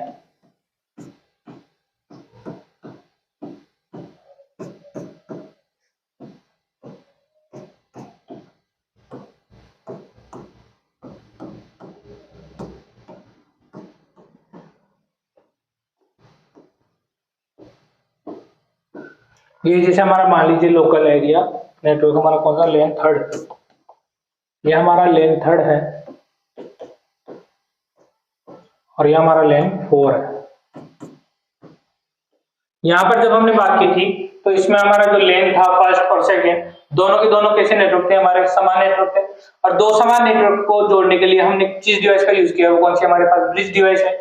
इस ब्रिज डिवाइस को जोड़ने के बाद में ये हमारा इंटर नेटवर्किंग एरिया में काउंट होता है। इसके बाद में अगर हम इस ब्रिज डिवाइस को अगर राउटर के माध्यम से पब्लिक इंटरनेट के साथ अगर जोड़ा जाता है तो ये हमारा इंटर नेटवर्किंग में कहलाता है। यहाँ पर अगर इसी प्रकार से जैसे हमारे पास LAN 3 और LAN 4 है, अगर दोनों की दोनों डिवाइसेस हमारी असमान प्रोटोकॉल पे आधारित है, यानी कि असमान नेटवर्क को फॉलो करती हैं दोनों, तो जब असमान नेटवर्क को अगर ये फॉलो करती हैं तो अगर हम इनको आपस में जोड़ना चाहते हैं तो हम कौन सी डिवाइस का यूज करने वाले हैं। यहाँ पे यहाँ पर जो हमारी डिवाइस होगी वो कौन सी होगी हमारी, ये होगी हमारी गेटवे। ये कौन सी डिवाइस है हमारी, गेटवे। ये किस प्रकार की डिवाइस है हमारी गेटवे। इस गेटवे के माध्यम से हम क्या कर सकते हैं, दोनों हब को आपस में जोड़कर और एक प्रकार का एक नेटवर्क क्रिएट कर सकते हैं। और ये दोनों जिस पे आधारित है, दोनों कैसे हैं, ये असमान नेटवर्क है हमारे, कैसे हैं, असमान। जैसे ये असमान नेटवर्क है और असमान नेटवर्क को जोड़ने के लिए हमारे पास कौन सी गेटवे, और यहाँ पर जब हमारे समान नेटवर्क थे, समान नेटवर्क को जोड़ने के लिए हमारे पास कौन सी है, ब्रिज। यहाँ तक आपको बात समझ में आई। यहीं पे जैसे अगर मैं आपको बताना चाहूं कि अगर हम मान लेते हैं यहाँ पर दोनों जो हमारे हब है LAN 3 और LAN 4, अगर हम इन दोनों को अगर हम इंटरनेट के माध्यम से इनमें कनेक्टिविटी चाहते हैं तो कनेक्टिविटी जाने के लिए हमें क्या होगा, किसी ना किसी राउटर की जरूरत होगी हमें। तो मान लीजिए जैसे यहाँ पर आपके पास एक राउटर है और यहाँ पे भी आपके पास एक राउटर है, ये क्या है हमारा राउटर और ये भी क्या है हमारा राउटर। इस राउटर के माध्यम से हमसे दोनों जो हब डिवाइस है उन दोनों को हम क्या कर सकते हैं, यहाँ पर पब्लिक एरिया नेटवर्क से हम कनेक्ट कर सकते हैं। लेकिन जैसे आप यहाँ पर एक बात समझिए, एक डिवाइस और है जिसका आपको यूज समझना है, वो कौन सी है। जैसे इस राउटर को हमने पब्लिक इंटरनेट से जोड़ा और यहाँ पर हमने इसको इंटरनेट प्रोवाइड किया। अगर ये राउटर है, इसकी जो सिग्नल स्ट्रेंथ है, अगर वो सिग्नल स्ट्रेंथ हमारे पास वीक हो जाती है इस हब से जोड़ने के लिए, तो हम दूसरी जो डिवाइस यूज करते हैं वहां पर, वो कौन सी हमारी आती है, वो आती है हमारे पास रिपीटर। कौन सी होगी, रिपीटर। ये कौन सी हमारी रिपीटर। ये क्या करेगी, यहां से जब देखिए पब्लिक इंटरनेट को अगर हम राउटर से जोड़ते हैं, अगर हमारी इसकी स्ट्रेंथ सिग्नल की वीक हो जाती है तो हम क्या करेंगे, बीच में एक रिपीटर का यूज किया जाता है। उस रिपीटर से जो सिग्नल बूस्ट होने वाली, जो स्ट्रेंथ इसकी बढ़ जाएगी, उससे ये हब को हमारे को कनेक्ट यहाँ पर कर लेता है। ठीक है, ये हमारे कौन सी होने वाली है, रिपीटर डिवाइस। तो यहाँ पर आपको ये पूरा डायग्राम समझ में आया होगा, अच्छा लगता है। ठीक है, आशा करते हैं आपको ये डायग्राम अच्छे से समझ में आया होगा। यहाँ पर आपकी नेटवर्क जितनी भी डिवाइसेस थी वो सारी डिवाइसेस आपकी खत्म हो गई है यहाँ पे। ठीक है, कल हम दूसरे नए टॉपिक के साथ में मिलेंगे आपसे। आपको ऐसा रेफरेंस मॉडल सभी हम आगे चल के अगली कक्षाओं में और भी अच्छे तरीके से पढ़ाएंगे आप। ठीक है फ्रेंड्स, ये आज की हमारी 9th क्लास थी 45 डेज में से। आशा करते हैं आपका ये टॉपिक अच्छे से क्लियर हुआ होगा। इसके जो MCQ होने वाले वो MCQ हम आगे चल के भी करेंगे। इसके MCQ जो बच्चे भी दिन रहेंगे, अभी हमारा टारगेट ये रहेगा कि जल्दी से जल्दी हम पूरा सिलेबस रिवाइज कर सके हमारा। अगर आपको हमारी क्लासेस अच्छी लग रही है तो क्लासेस को आप लाइक और शेयर करना ना भूलिएगा। अगर आपको क्लासेस ज्यादा अच्छी लग रही है तो एक कमेंट भी कीजिएगा। ठीक है फ्रेंड्स, मिलते हैं अब हमारी कल की क्लास में। और इनके जो क्लास नोट्स हैं, इसकी जो PDF है, जब ये हमारा टॉपिक क्लियर हो जाएगा तो इसके क्लास नोट्स और इनकी जो PDF होगी हमारी, वो भी आपके टेलीग्राम चैनल पे आपको अपलोड करवा दी जाएगी टीम के द्वारा। ठीक है फ्रेंड्स, मिलते हैं आप कल नए टॉपिक के साथ में। Thank you.